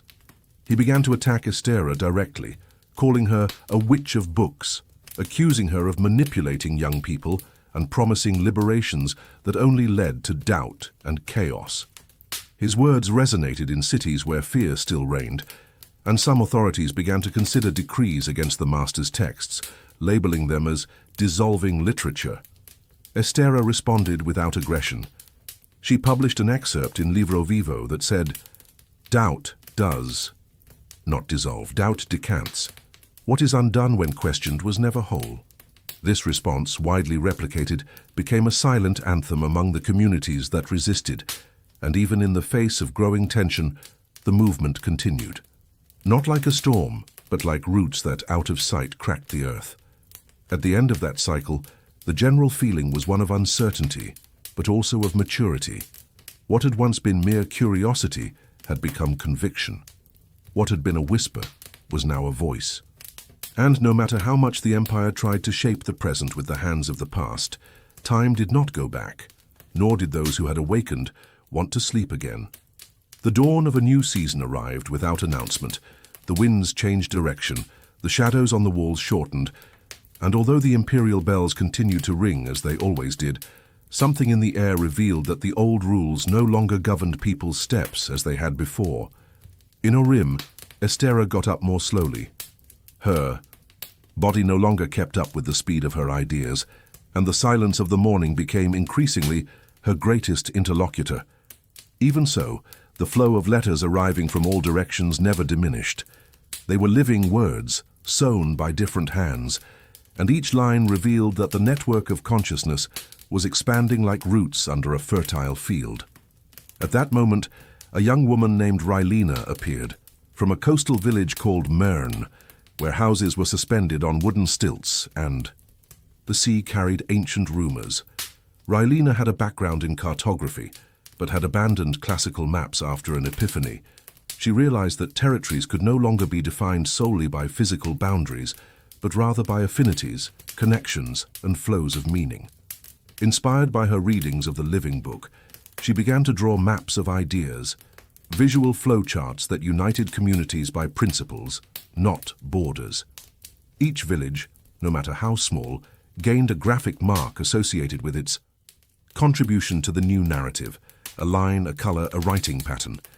And so what she herself called the Atlas of Gentle Subversion emerged. Relina took a copy of her first map to Orim, where Estera greeted her with a mixture of curiosity and affection. As she unrolled the parchment before the archivists, everyone fell silent. It was like seeing the invisible web become visible for the first time. Names of villages once forgotten were intertwined with symbols of ideas, creating possible paths. Through the concepts of freedom, reparation, memory, and courage. Estera stared at the map for long minutes and then murmured, "Now I see where we are heading, even without roads." Relina was invited to stay and collaborate with the archivists. Her work soon became a centerpiece of the silent meetings in caves, makeshift schools and remote barns, where the knowledge of the new world was exchanged like seeds. Meanwhile, in the northern city of Maroth, where the sky seemed perpetually covered in heavy clouds and the slate roofs made the sound of rain echo like slow drums, something strange was about to happen. Maroth was considered one of the last strongholds of the Watchers' Council. Ruled with a firm hand by an authority known as Prelate Carven, a man of imposing speech and restrained gestures, the city lived under constant surveillance. But even there, seeds had been sown. A group of young musicians, who called themselves the Dissolvers, began to include verses taken from the master's texts in their melodies. They disguised the words with rhythmic arrangements that confused the senses, but that the most attentive listeners understood perfectly. Music became a channel for subversion. In taverns, markets, and even at wakes, the verses sung conveyed doubts disguised as poetry. The most famous refrain was, "If truth frightens, perhaps error is the cradle where it sleeps." These young people knew they were risking their lives, but they remained steadfast, driven by something they could not name but that burned in their hearts. When one of the group's members was arrested for singing in a public square, the population responded not with violent revolt, but with absolute silence. For 3 days, no one in Maroth spoke out loud. The streets were silent. The sound of carriages, bells, and even leaves in the wind dominated the urban space. It was the most deafening protest ever seen. Carven, perplexed, did not know how to react. Accustomed to controlling voices, he did not know how to deal with their absence. And it was in this vacuum of authority that a new name emerged. Yarek, an old watchmaker, who until then had lived on the sidelines of political events. He began repairing the bells in the city towers, which were out of tune, and adjusted them all so that they would ring in the same tone used in the Dissolventes' songs. No one noticed at first, but when the bells rang again, it seemed as if the entire city was singing the silent chorus of resistance. To the south, in a region of dense forests and underground streams, another type of focus was forming. There lived a woman named Halin, a former trainer of circus acrobats, who had decided to abandon the shows to secretly teach escape and self-defense techniques to communities threatened by the sentinels of the legacy. Her refuge, hidden among the roots of a hollow tree over 100 meters high, was known as the Heart of Madras. Around her, a heterogeneous group formed, teenagers, expelled for insubordination, widows who had lost their homes to arbitrary decrees, and even repentant former imperial guards. Halin's proposal was clear, not to teach how to fight, but how to escape, to protect knowledge, to preserve the body as a vehicle of memory. Stories about Halin spread like legends. They said she could climb trees without making a sound, cross rivers without getting wet, and disappear into shadows like a leaf blown by the wind. And while some of these stories were exaggerated, the impact of her actions was real. Communities that had once feared destruction were now able to hide entire libraries in invisible compartments, move groups of readers along secret paths, and even simulate ruins to mislead the authorities. The resistance was gaining strength and intelligence, growing like a living organism. On one of these protection missions, one of Halin's apprentices, a young man named Brain, was captured. Tortured, he refused to give up his name or hiding place. When he was finally released, thanks to a trade negotiated by Estera with secret mediators, he returned to the Heart of Madras in silence. For days, he did not speak a single word. But his first gesture back was to hand over a small notebook of poems he had memorized during his captivity. Each verse was dedicated to what he called the freedom that hides between the letters.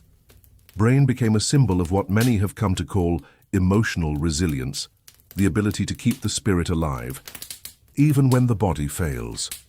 As the cycles passed, the informal network of communication between communities became so effective that it seemed like a separate organism. Trained birds with codes in their feathers, musical instruments with cipher melodies, embroidery patterns that hid messages. Each group developed its own unique way of keeping information flowing. Repression, no matter how violent or articulate, could not completely stifle the movement.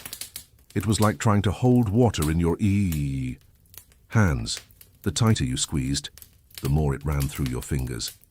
And in the midst of all this, Estera, now with silver hair and short steps, felt that her time was coming to an end. Instead of sadness, she carried a disturbing serenity, like someone who knows she has done what she could, but that there is still much to be done. She gathered the archivists for a final message, dictated in a low but firm voice.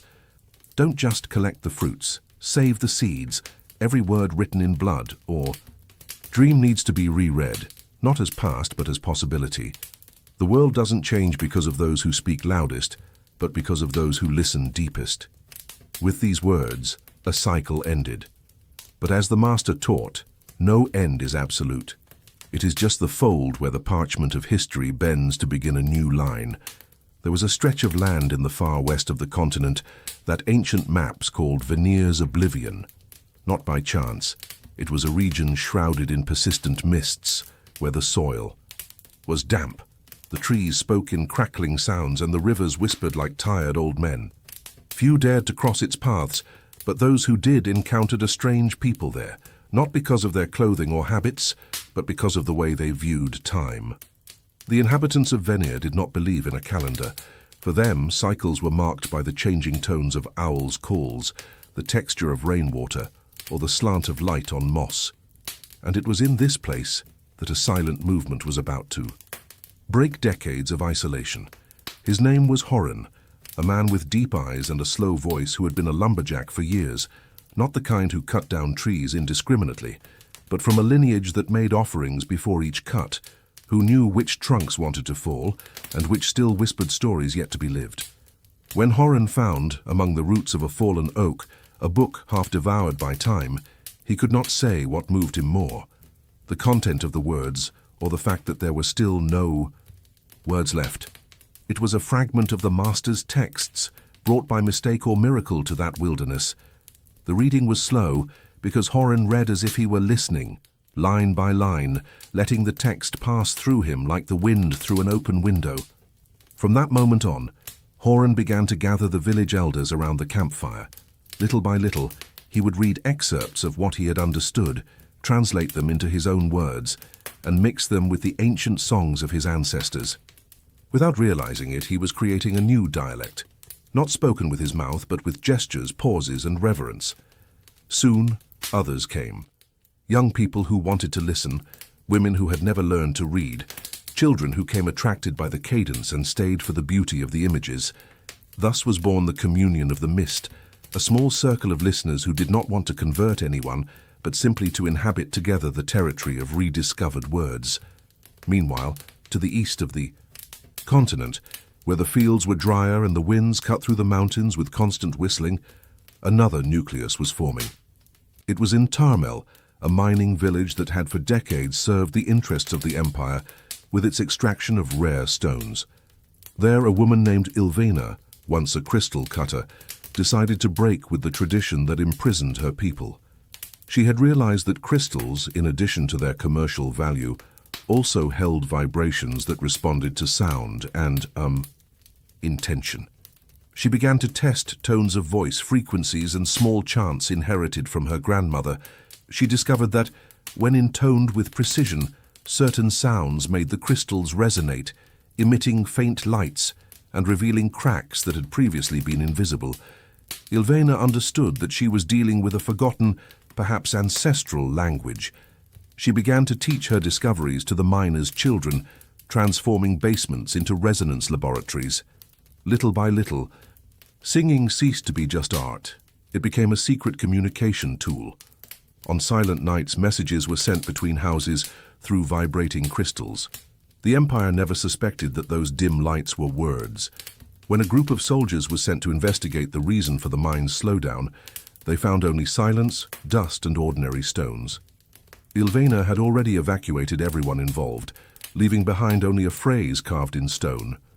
When the earth speaks, listen with your chest, not with your ears. Across the inland sea on the scattered islands of Harsan, an eccentric figure was beginning to gain notoriety. Her name was Merjal, and she was a navigator of small boats and an expert in reading the stars. Her ship, built with wood from different continents, was a quilt of cultures. Each plank bore a story, a symbol, a name. Merjal did not consider herself part of the movement, but she was always in transit with its ideas. Wherever she went, she exchanged stories, brought news, left seeds and carried symbols. She was an intermediary between lands, between faiths, between causes. Many saw her as a legend and said that, when listening to the sea in absolute silence, it was possible to hear her name among the waves. Merjal was responsible for taking the first copies of the so-called Madresia Manifesto beyond the major canals, a compendium of stories from women who had founded centers of emotional and spiritual resistance around the continent. The manifesto was neither signed nor dated, but each chapter began with the phrase, "Before they saw us as weak, we learned to hide." It was a patchwork book that mixed care instructions with confessions of pain, escape maps with bread recipes, descriptions of rituals with children's drawings. Merjal took hand-sewn copies and hid them in markets, among spice jars, inside the cases of musical instruments, or sewn into the linings of boat sails. Eventually, the manifesto found its way into the hands of young men studying at the legacy academies, rigid schools designed to train the future controllers of knowledge. There, in the quiet of their dormitories, some students began to question the dogma. One named Oren refused to participate in the ceremony to renew the imperial oath. He declared before all his mentors that he had found a text that made more sense than any proof written by blind hands. He was expelled, disinherited, and erased from the official records. But that same night, 4 other students left, the dormitories taking hidden copies of the manifesto with them. In a remote corner of the continent, where the red deserts met the sky in a straight line, lived a nomadic people known as the Kunari. They were always treated as legends, because they refused any form of writing. For the Kunari, memory was body, and history only survived if it was acted out. Their rituals involved long walks, labyrinthine dances, memory challenges where each failure meant forgetting a part of the lineage. Bueno, the first signs of the new movement reached them, in the form of modified dances, gestures incorporated into ceremonies. There was no rejection, but assimilation. For the Kunari, any knowledge that survived oral repetition was worthy of being remembered. A young traveler named Tellus joined the Kunari after crossing the Black Mountains in search of new ways to remember. He had been a copyist until his hands began to fail him. Finding that he could no longer write, he decided to learn to dance. Memory. It was with them that he discovered that the best way to record a story was to live it so many times that it became inevitable. And so, amidst winds, music, silences, and whispers, the world was changing. Not as empires wished, with banners and battles, but as waters shape valleys with patience, with persistence, with beauty. And even those who did not wish to participate, those who thought it was all dangerous, utopian, or foolish, were affected. Because once you hear a story, it is impossible to forget it completely. Because once you question a rule, obedience is never blind again. Because once you feel the breeze of freedom, even the purest air of captivity seems heavy. The spark had already been ignited, and as the Dissolventes chorus put it, nothing burns as brightly as that which was believed to be extinguished. What the lords of the empire did not understand was that silence can also be a language of resistance. While they focused their vigilance on explicit manifestations, assemblies, protests, texts, they ignored the most dangerous movement of all, that of fermenting consciences. when a people's words begin to change tone, when their gestures begin to contain more than they appear, and when collective dreams begin to align like hidden constellations, the empire has already begun to fall, even if its walls remain standing. This was the mistake made by the high magistrates, by the generals too old to renew their suspicions. They watched mouths, but never eyes. They censored texts, but not subtext. They controlled bodies, but not dances. The effects of this began to spread to unlikely places. In Sindora, a port city marked by its exacting routine and the bells that dictated the times for each task, a young man known only as Elgin worked as a gear adjuster on a tower clock that governed the city's cycles. Each chime that the great bell emitted directly influenced the rhythm of urban life, the times of the markets, the beginning of classes, work shifts, even the right time to sleep. Elgin, however, began deliberately delaying the mechanism by a few seconds. At first, no one noticed, but as the weeks passed, the chimes began to deviate from the customs. Meals were served before hunger, and children arrived at school before their teachers. Small confusions began to emerge. Questions about the correct time arose in common conversations. Elgin did not want to cause chaos. He simply wanted people to realize that imposed time could also be manipulated. When he was finally caught, he offered no resistance. When questioned, he simply replied, "Time is an invention of those who want to get there first." He was arrested, but in the weeks that followed, others began sabotaging smaller bells, adjusting alarm clocks, and changing the times of sermons. Soon, residents began using personal signs to mark the day: a flower blooming, the arrival of a migratory bird, the smell of bread fresh from the oven. Collective time ceased to be absolute and became organic. It was the beginning of an invisible but profoundly revolutionary disobedience. Meanwhile, in the marshy areas of the south, where the canals formed veritable aquatic labyrinths between stilt houses and floating forests, a woman named Myla sailed small boats with books hidden inside their double hulls. Myla was, above all, a storyteller.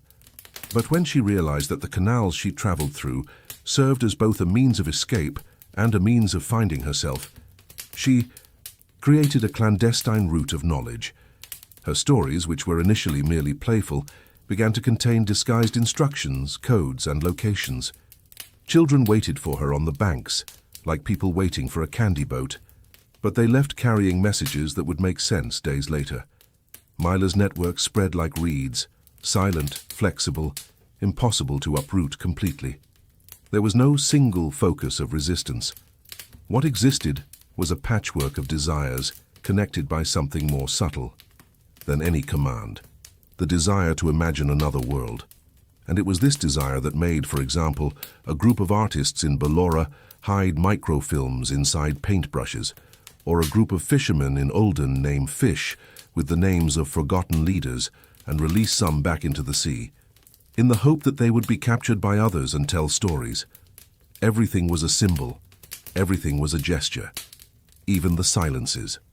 One day, it was noticed that, in the squares previously occupied by Imperial preachers, no one spoke anymore. It was a silence charged with power, and those who saw the emptiness thought it was absence, when in fact it was the absolute presence of a collective feeling. No one believed in the old promises anymore. The Empire, like any entity that believes itself to be eternal, reacted late. They tried to increase punishments. They reopened disciplinary camps. They created poetic repression units, yes, that was the official name of Decree 78D, to combat aesthetic forms of subversion. They confiscated books, burned fabrics with patterns considered suspicious, and banned the manufacture of musical instruments of certain scales. But it was no use, because the real risk was not external. It was internal. Fear ceased to have any effect when people no longer feared losing what they had lost long ago. And once fear fails, the empire begins to crumble from within. Within the imperial establishment, voices began to be raised. A scribe tasked with reviewing complaints began to file away entire reports, simply marking them as transcription error. A military instructor began teaching his recruits parables that extolled doubt. A palace cook replaced the spices in officers' meals with herbs that induced vivid dreams, entire nights of memories that the officers thought were buried. These were subtle cracks, but they could not be repaired, and the tighter the system tightened, the more its structure vibrated out of step with reality.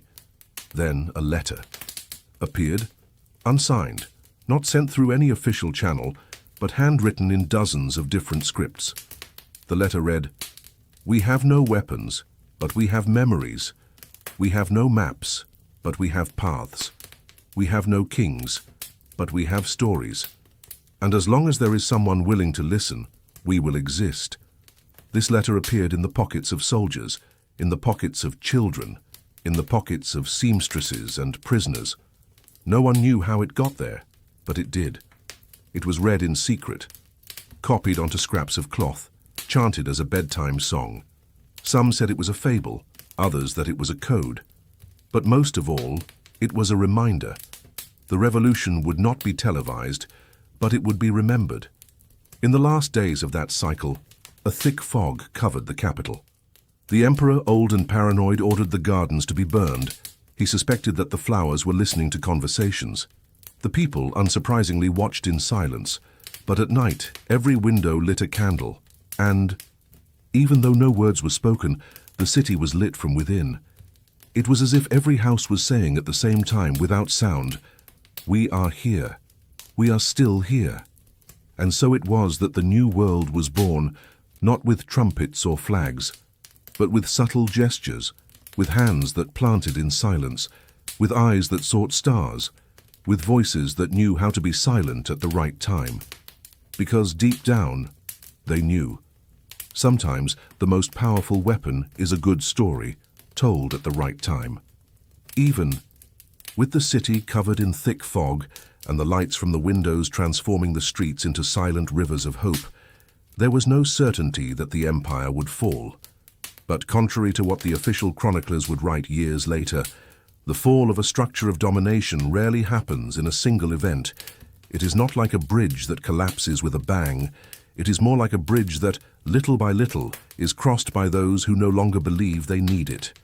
And this crossing began to manifest itself in the details, in every corner where someone chose to listen instead of ordering, in every time someone took a step out of step without caring about the official beat, and most importantly, in every moment when a secret stopped being whispered and became assumed with the lightness of someone who finally takes a deep breath.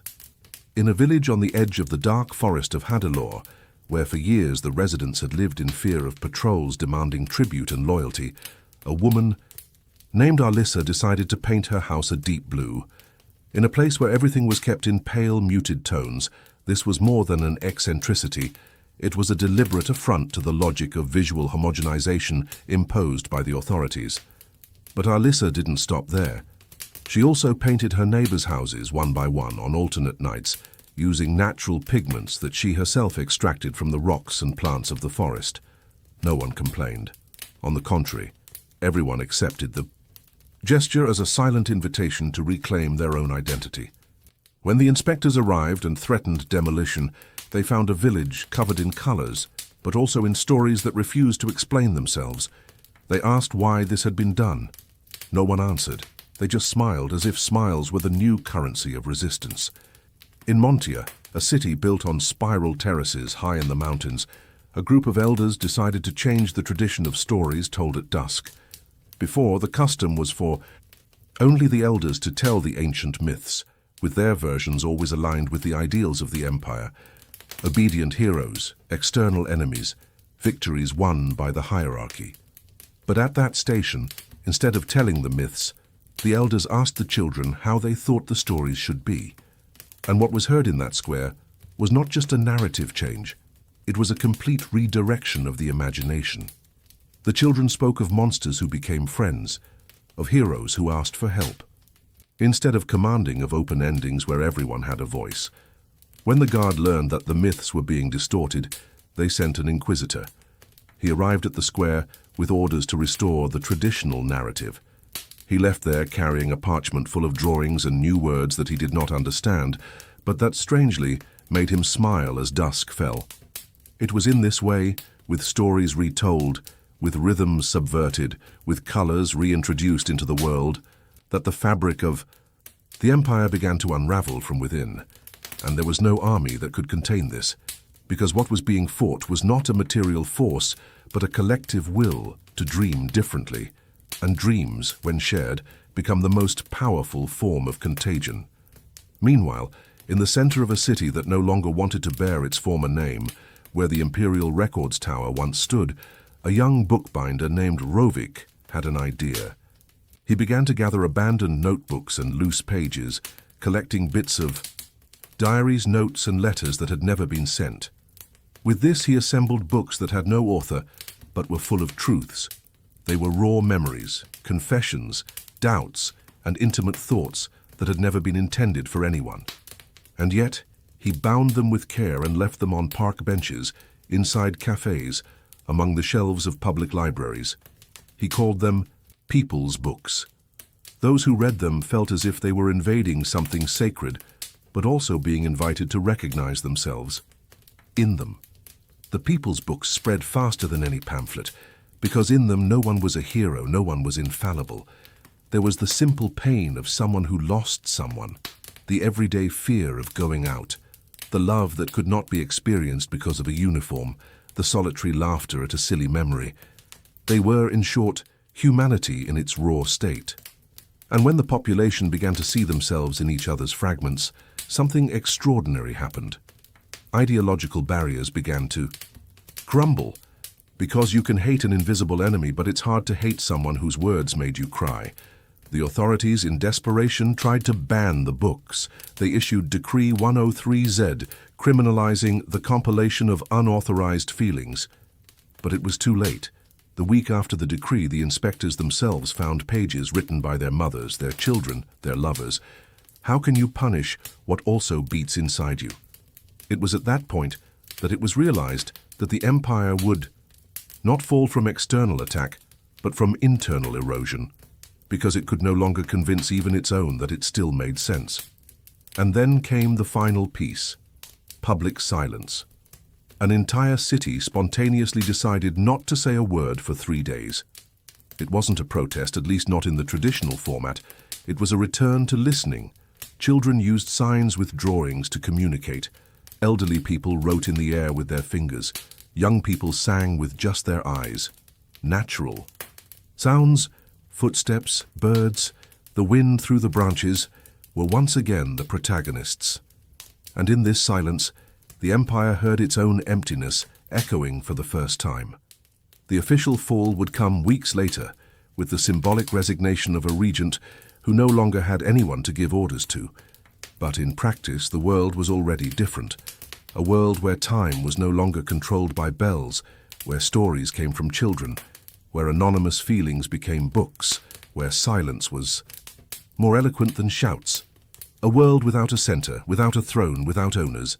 Those days that followed the silent fall of the empire were not, as some might have expected, marked by an outburst of celebration or immediate rebuilding. There were no new flags raised, no speeches in public squares announcing the beginning of a new era. Instead, there was a different kind of movement, a movement inward. It was as if each person, realizing that the external gears had stopped, began to listen to the noise within, the one that for so many years had been drowned out by orders, routines, and the urgency to obey. It was in this context that the listening trades emerged, a concept as strange as it was powerful. In a coastal town where the winds blew with the taste of salt and memories, an old watchmaker decided to transform his workshop into a space where people could go simply to be heard. Nothing more. He didn't give advice or offer solutions.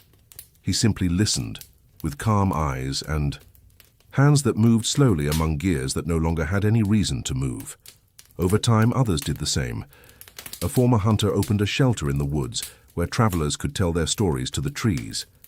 A retired fisherman began collecting bottles thrown into the sea with written messages and responded to them all, even without knowing who had sent them. No one organized this movement. It simply emerged, like the tides, obeying a force that comes from far away and that does not need to be understood in order to be followed. And there were those who, in the midst of this new suspended time, found themselves struggling with the difficult task of rediscovering their own names. Because during the regime, many had assumed false identities, others had renounced their childhood nicknames, and there were even those who had never been called by their real names. One of them was Elven, who for years had been known only as the Whisperer of the North, a nickname he used to escape Imperial. Eyes while transporting secret documents between cities. With the end of surveillance, Elven no longer knew who he was. So he decided to travel through the villages he had passed through, asking people how they remembered him. And he began to piece together his identity, as if he were sewing a cloak with pieces of cloth offered by others. At the end of the journey, he was no longer just Elven. He was also the one who saved children from the siege, the one who carried bread in his backpack, along with the papers, the one who cried listening to a widow's story, and so he found not a name but a quilt of existences that sheltered him. In another part of the former imperial territory, a small mountain village decided that it wanted to forget. Not out of cowardice, but by choice. They gathered around a campfire and collectively wrote a single book containing everything they had experienced under the regime. The fears, the betrayals, the punishments, the losses. When they finished, they tied the book with reed ropes and buried it under a large tree. "Remembering is tiring," said the village's eldest, "and we want to live now." This decision was controversial. Many outsiders questioned how could they simply forget, erase, move on without carrying the past as proof. But the village stood firm. And curiously, it became one of the happiest places in that new world, not out of denial, but because it chose not to allow pain to be its only inheritance. Meanwhile, in areas once dominated by the military, abandoned barracks were transformed into places of imagination. In Valherin, for example, children took over an old command center and converted it into a museum of things that never existed. There, they displayed inventions they had created, maps of continents that appeared only at night, musical instruments that could only be played in silence, portraits of creatures that changed shape according to the visitor's mood. Adults, upon entering the place, felt a strange confusion. The space that had once represented absolute control was now the territory of the most unbridled fantasy. It was a reminder that if authoritarianism feeds on fear, freedom feeds on the absurd. But not everything was light-hearted. There were too many open wounds to be ignored. In many places, groups called Keepers of Memory emerged. Unlike those who wanted to forget, these groups dedicated themselves to preserving, with almost ceremonial rigor, the records of what the Empire had. Been the violations, the disappearances, the official lies, not to venerate them, but to ensure that they would never be erased. They gathered testimonies, rescued documents, mapped places where history had been distorted, and they did all this with profound respect, as if each account were an ancient vase, too delicate to be dropped, even if it hurt to be touched. Once a month, the keepers would organize gatherings called Remembrance Nights. At these events, there was no applause or judgment. They just listened. Each person could tell something, anything, a scene, a smell, a phrase that had never left their mind. And while they spoke, the others would be silent. Because they understood that sometimes the only thing someone needs to heal an old pain is to know that they are being listened to with an open heart. In parallel with all this, natural doubts began to arise. Who would take care of the water, the land, and health? Without a central power, how could collective decisions be organized? And then came the simplest and most unlikely answer: no one and everyone. Cities began to form circular councils, where no one presided, but everyone had a voice. There were no fixed representatives. Each decision was made based on urgency, listening, and knowledge from experience. If the issue was the river, the boatman, the fisherman, the washerwoman would be called. If it was about seeds, the gardeners, the ancient gatherers, the caretakers of the land would come. There was no perfection, of course. There were conflicts, delays, disagreements. But for the first time, solutions did not come from above, nor from afar. They came from close by, and were built with the hands of those who would be affected by them. This is how life went on in the times following the fall of the empire, not with fanfare but with listening, not with violent revolutions, but with transformations as subtle as they were definitive. And even in the places where there was still resistance, where former guardians tried to restore the lost order, the new thing was that no one believed that obeying was synonymous with living in peace anymore. Peace now was made of conversation, of patience, of sharing. And when, years later, someone asked what that transition was, no one would answer with dates or facts. They would just say, it was when we started listening to children, or it was when we learned to cry without fear, or even, it was when I understood that the other was not my enemy, but my mirror. The world didn't become perfect, but it became truer. Not all those who lived through the end of the empire chose to stay. Some felt they needed to leave, not out of contempt for the new era that was emerging, but because of a deeper concern, the certainty that, in order to truly be reborn, they would need to move away from the land where so many memories were trapped. Thus, the so-called wanderers of hidden renown emerged, travelers who left no traces, did not seek fame, but who, wherever they went, left small sparks of transformation. They did not form a united group.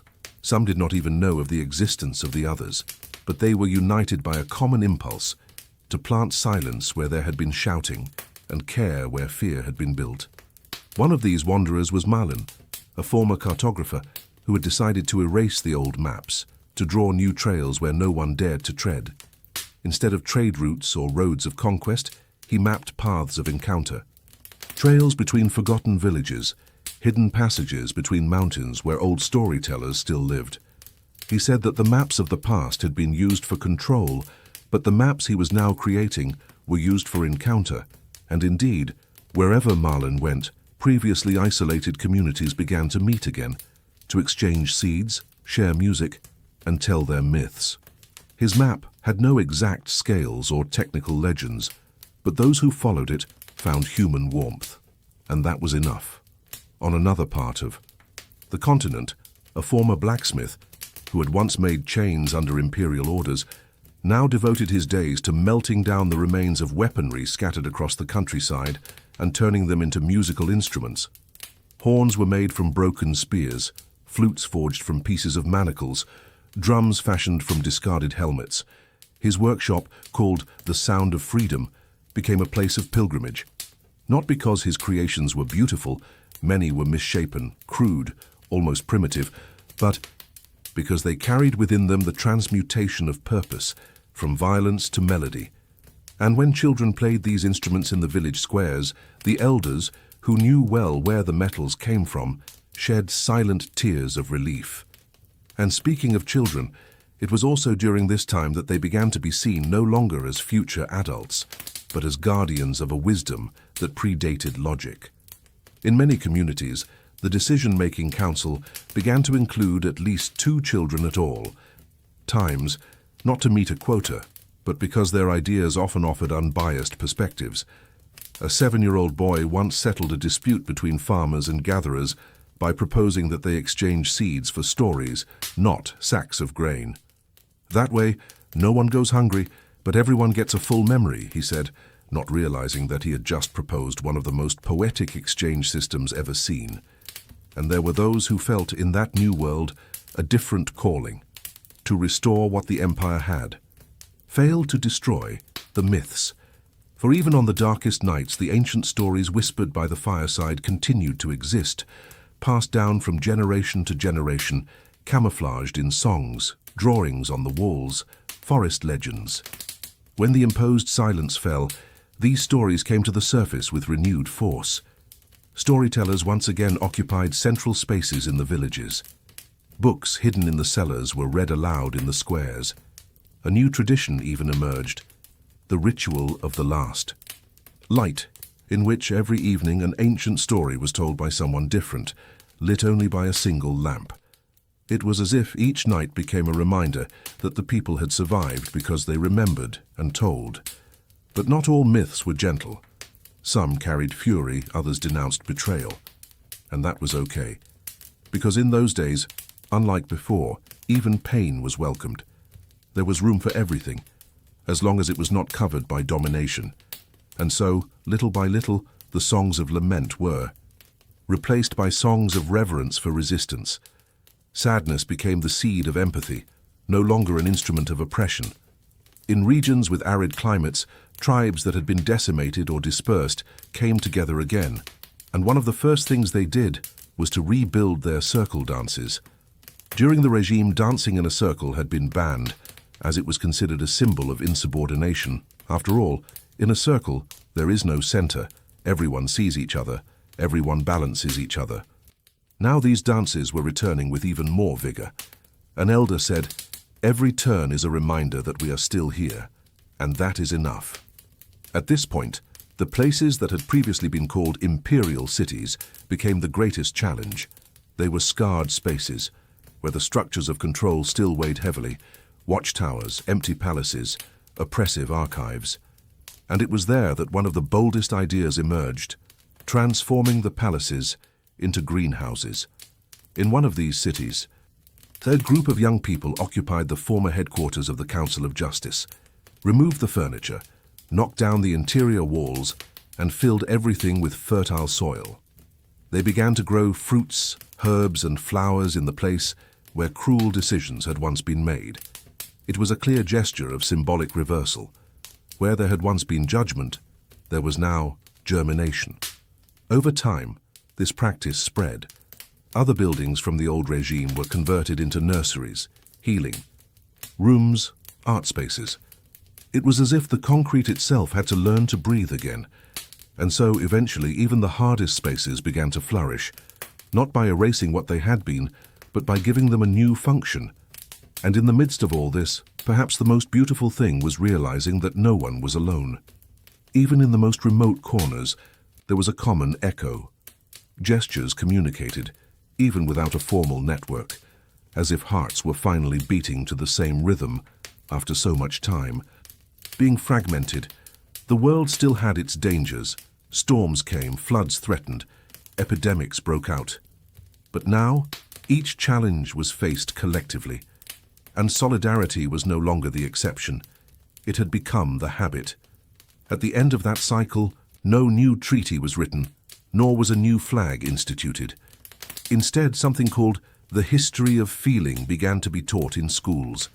It was not a subject of dates, but of personal memories, oral accounts, and sensory experiences. People learned about fear not from books, but by listening to those who had felt it. They learned about courage through touch, dance, and gaze. It was an education in empathy, not competition. And so, the old question that had plagued people for centuries, how to build a better world, now has a simple, almost childish answer: together. As the days went by and the sun began to shine softly over the fields, a curious phenomenon began to become noticeable. People began to laugh more, not the explosive, forced laughter that arises from social conventions or embarrassment at parties, but small, genuine, almost whispered laughs, as if joy had returned slowly, suspiciously, without fanfare. It was as if, after so much time living under the weight of decrees and suspicions, the simple act of letting out a laugh was revolutionary. And perhaps it was.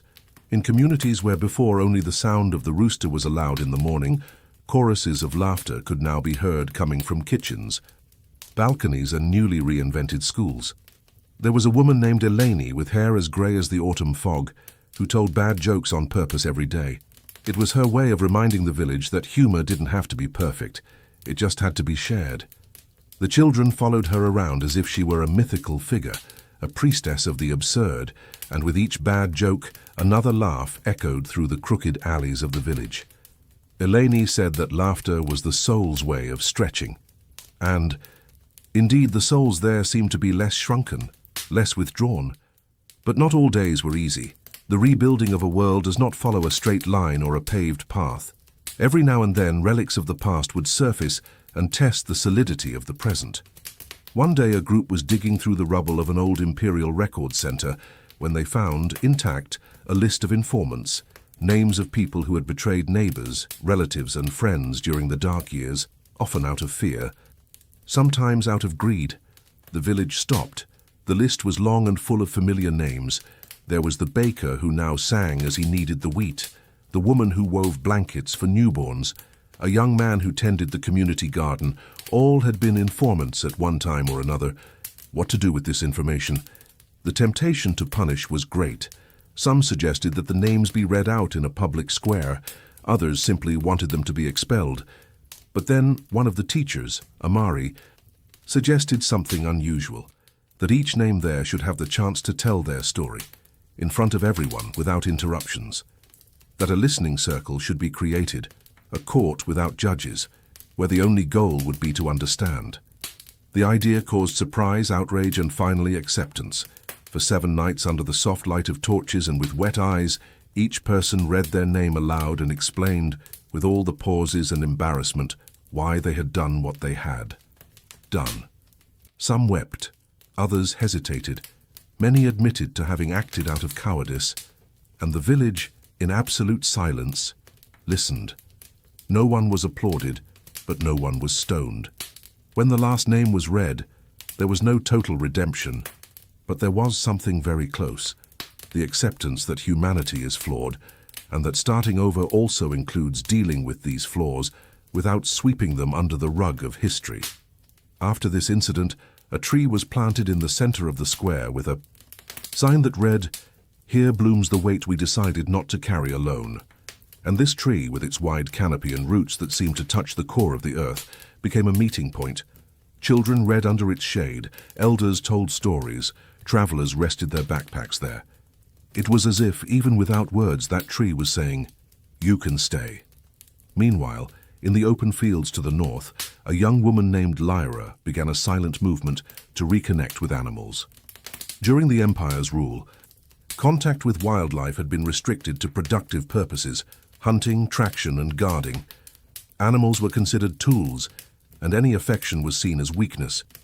But Lyra grew up in the shadows, and from an early age she cultivated a peculiar relationship with animals. After the fall, she began to walk through the villages, teaching children to listen to the sounds of the forest, to identify the calls of birds, to understand the silences of foxes. She did not teach technique, but presence. She said that in order to listen to an animal, one must first silence one's own ego. Over time, listening sanctuaries emerged, open spaces where humans and animals could cohabit without a predetermined function. There were no cages or fences, just codes of respect. Many called it a childish utopia, but those who visited the sanctuaries came away changed. It was as if, when they met the gaze of a deer or an owl, they recovered something very old and forgotten, the awareness that the world does not revolve around our species. And this understanding began to shape habits, choices, and even local festivals, which no longer included loud fireworks, so as not to scare the birds. And it was at one of these parties that an unusual idea came up, to celebrate Almost Day. The idea was simple. Instead of honoring great deeds or memorable achievements, people would tell stories of things that almost happened, the love that almost was, the trip that almost happened, the decision that almost changed everything. It was a melancholic and liberating celebration. People laughed at what didn't happen and cried over what could still be. And strangely, this brought people together more than any triumphant parade. On Almost Day, everyone was equal in their uncertainty, and this generated a deep intimacy. An old man who had always been considered grumpy revealed that at 19 he had almost become a fair dancer, but had given up out of shame. A woman who lived in isolation said that she almost married a poet, but he disappeared before the proposal. And so between almost lives, true bonds were built, because deep down we all carry our almost stories like soft scars, and showing them can be an act of enormous courage. Over time, this new way of living, where mistakes were not condemned, silence was respected, and memories were shared, even began to influence dreams. Many reported that, for the first time in years, they dreamed of open fields, windows without bars, familiar voices calling out forgotten names. Some said that dreaming like this was the definitive sign that freedom had ceased to be a concept and had become a sensation, a texture, a smell. And perhaps this is what marks the true change of an era. When what was once a struggle became everyday language, no one needed to shout freedom anymore because it was present in the way of walking, planting, embracing. And this, more than any revolution, was what sustained that new era. At the end of that period, no one was sure what would come next. But unlike what happened in times of oppression, the unknown was now viewed with curiosity, not fear. The future, that old unknown, began to be treated as an expected guest, with a set table, tea on the fire, and a reserved seat by the window. And so, even without the promise of eternity, those people continued, not because they believed in happy endings, but because finally they understood the beauty of new beginnings. The sun rose lazily in the east, tinging the treetops that stretched for miles with gold, as if the world had woken up from a good dream and wanted to lie down a little longer. The village, now more than ever, breathed at its own rhythm, slowed down, as if it were no longer in a hurry out of fear, but walking with intention. Each step taken along the stone streets seemed to echo memories, and people's eyes no longer looked at the ground with distrust, but at the horizon with the timid hope of someone who, after a long time, once again believes in the improbable. In the community library, where once there had been only records of the old order, the shelves now housed living accounts. Anyone could come in, take paper and ink, and tell their story. There was no curation, no judgment, just the almost visceral need to record what one had experienced. One such story, written in hesitant, erased handwriting, caught everyone's attention. It was the account of a former imperial cartographer who had secretly drawn maps of escape routes for prisoners. For years he kept these maps hidden between false layers of official parchment.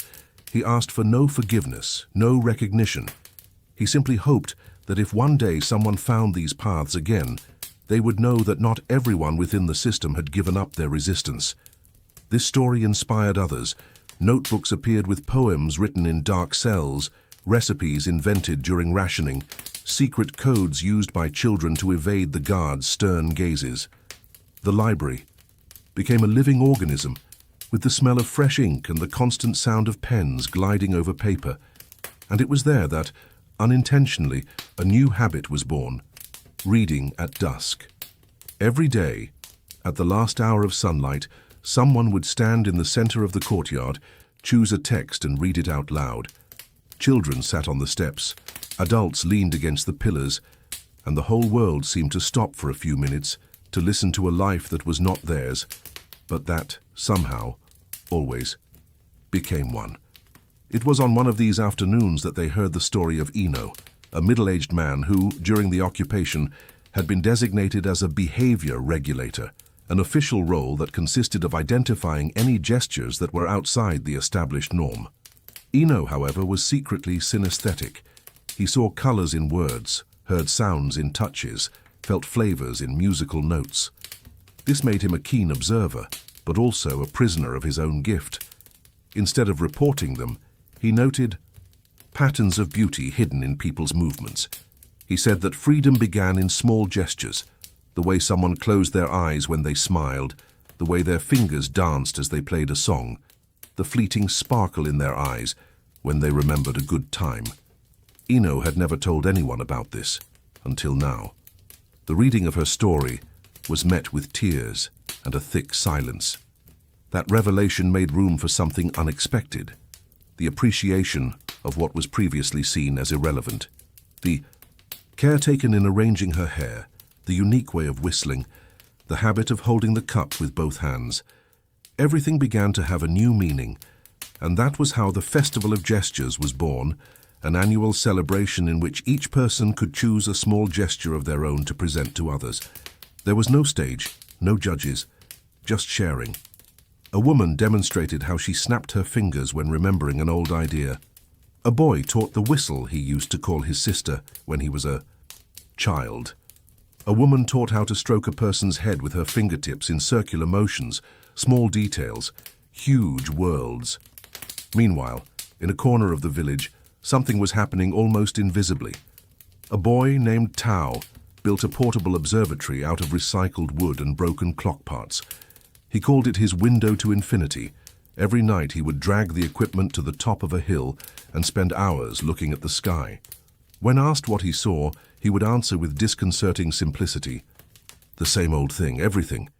But what moved him was not what he saw, but what he imagined. Inspired by him, several children began to take an interest in the stars, the movements of the heavens, and the ancient myths of forgotten constellations. Soon, the nights took on a different flavor. People began to gather around campfires to listen to stories about the sky. Someone told how Orion had lost his way when he fled from an impossible love. Another said that the Milky Way was the scar left by a battle between light and shadow. They invented, dreamed, and laughed. No one cared about precision. What mattered was the enchantment, and this enchantment began to change even people's dreams, who now had stars in their eyes when they woke up. Between these celestial encounters, even bolder ideas emerged. Why not create a school where not only traditional sciences were taught, but also emotions, silence, and care?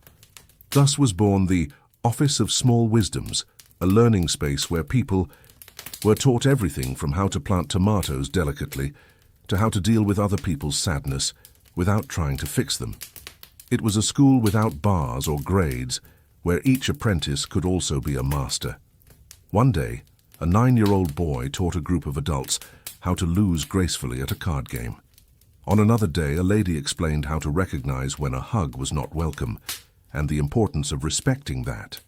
More than learning, the people there allowed themselves to unlearn. To unlearn the rush, the immediate judgment, the habit of resolving everything with harsh words. They learned to ask questions before giving their opinion, to listen before responding, to wait before giving up. And this silent learning began to transform the village into something rare, a place where disagreements did not turn into wars, but into long conversations, where mistakes were not punished with isolation, but rather accepted as part of the journey. One afternoon, during a storm that seemed to want to wash away even memories, a young man who had always been quiet stood on a bench in the square and, amidst the thunder, asked a question that echoed loudly. What do we do with the longing for a time that never existed? No one answered. But the next day, several people showed up with pieces of paper on which they had written their answers. Some said that this kind of longing was just the wish to have lived differently. Others said that it was longing for what we were taught to believe. We would have. There were even those who wrote that this longing was just the pretty name we gave to the courage we still don't have. All the papers were hung on lines in the center of the village, like clothes drying in the wind. And there they remained, for weeks, waving in the sun and rain like flags of a people who, even without all the answers, refused to stop asking questions. And perhaps that was what kept everything moving, the gentle restlessness of those who know that perfection is not destiny, but distraction. The true path, they understood, was one where one could make mistakes without being discarded, where one could change one's mind without being labeled as inconsistent, a path where even silence had a voice. It was in this spirit that the decision was made to restore an old stone bridge that connected the village to the outside world. For years, it had been closed, a symbol of the forced isolation that the empire had imposed. But now, rebuilding it would be a symbolic gesture, not to escape, but to invite. The project involved everyone, self-taught engineers, artists, poets, toy makers, weavers. Each stone replaced was a story rescued, each braided rope was a bond remade with the world. And when the bridge was finally completed, no one crossed it right away. They just stood there on the shore watching, because they knew that crossing is easy. The hard part is being ready for what comes next. The bridge was now solid, not just as a structure, but as an idea. It was more than just stone and mortar. It was a collective gesture of reconstruction, not of walls, but of possibilities. Time had taught the village that no bridge serves to isolate, that no story should end with locked gates. The crossing, even if symbolic, needed to happen, and it began in the simplest way possible, with small, almost timid steps of a child holding a wilted flower in her hand. This child crossed halfway across the bridge, looked back, and smiled. It was as if, in that moment, all the weight of the past became lighter. One by one, the residents followed. There were no speeches, no fanfares. just the rhythmic sound of feet, the knowing glances, and the collective breathing of a people who had learned to move forward without haste. They were not marching to escape what they were, but to carry with them everything they had become. When they reached the other side, they found the unexpected. Others. People. Groups of people who, like them, had lived under different types of oppression, ruin, abandonment. But when they saw that serene crowd coming with flowers, instruments, and stories in their eyes, they didn't put up any defenses. They were survivors too. And perhaps that's why they didn't need to explain much. Their hands met naturally. What began as a crossing became an encounter, and what was just a dot on the map became a new center of life. The village, which no longer had a fixed name, since each visitor lovingly renamed it, became a land of stories. A refuge not for those who wanted to forget, but for those who wanted to remember with dignity. Time passed, and the children who grew up there began to go out into the world carrying in their backpacks the seeds of what they had learned. That caring is revolutionary, that listening saves, that small gestures have the power of a tidal wave. The stories that came out of this village became legends.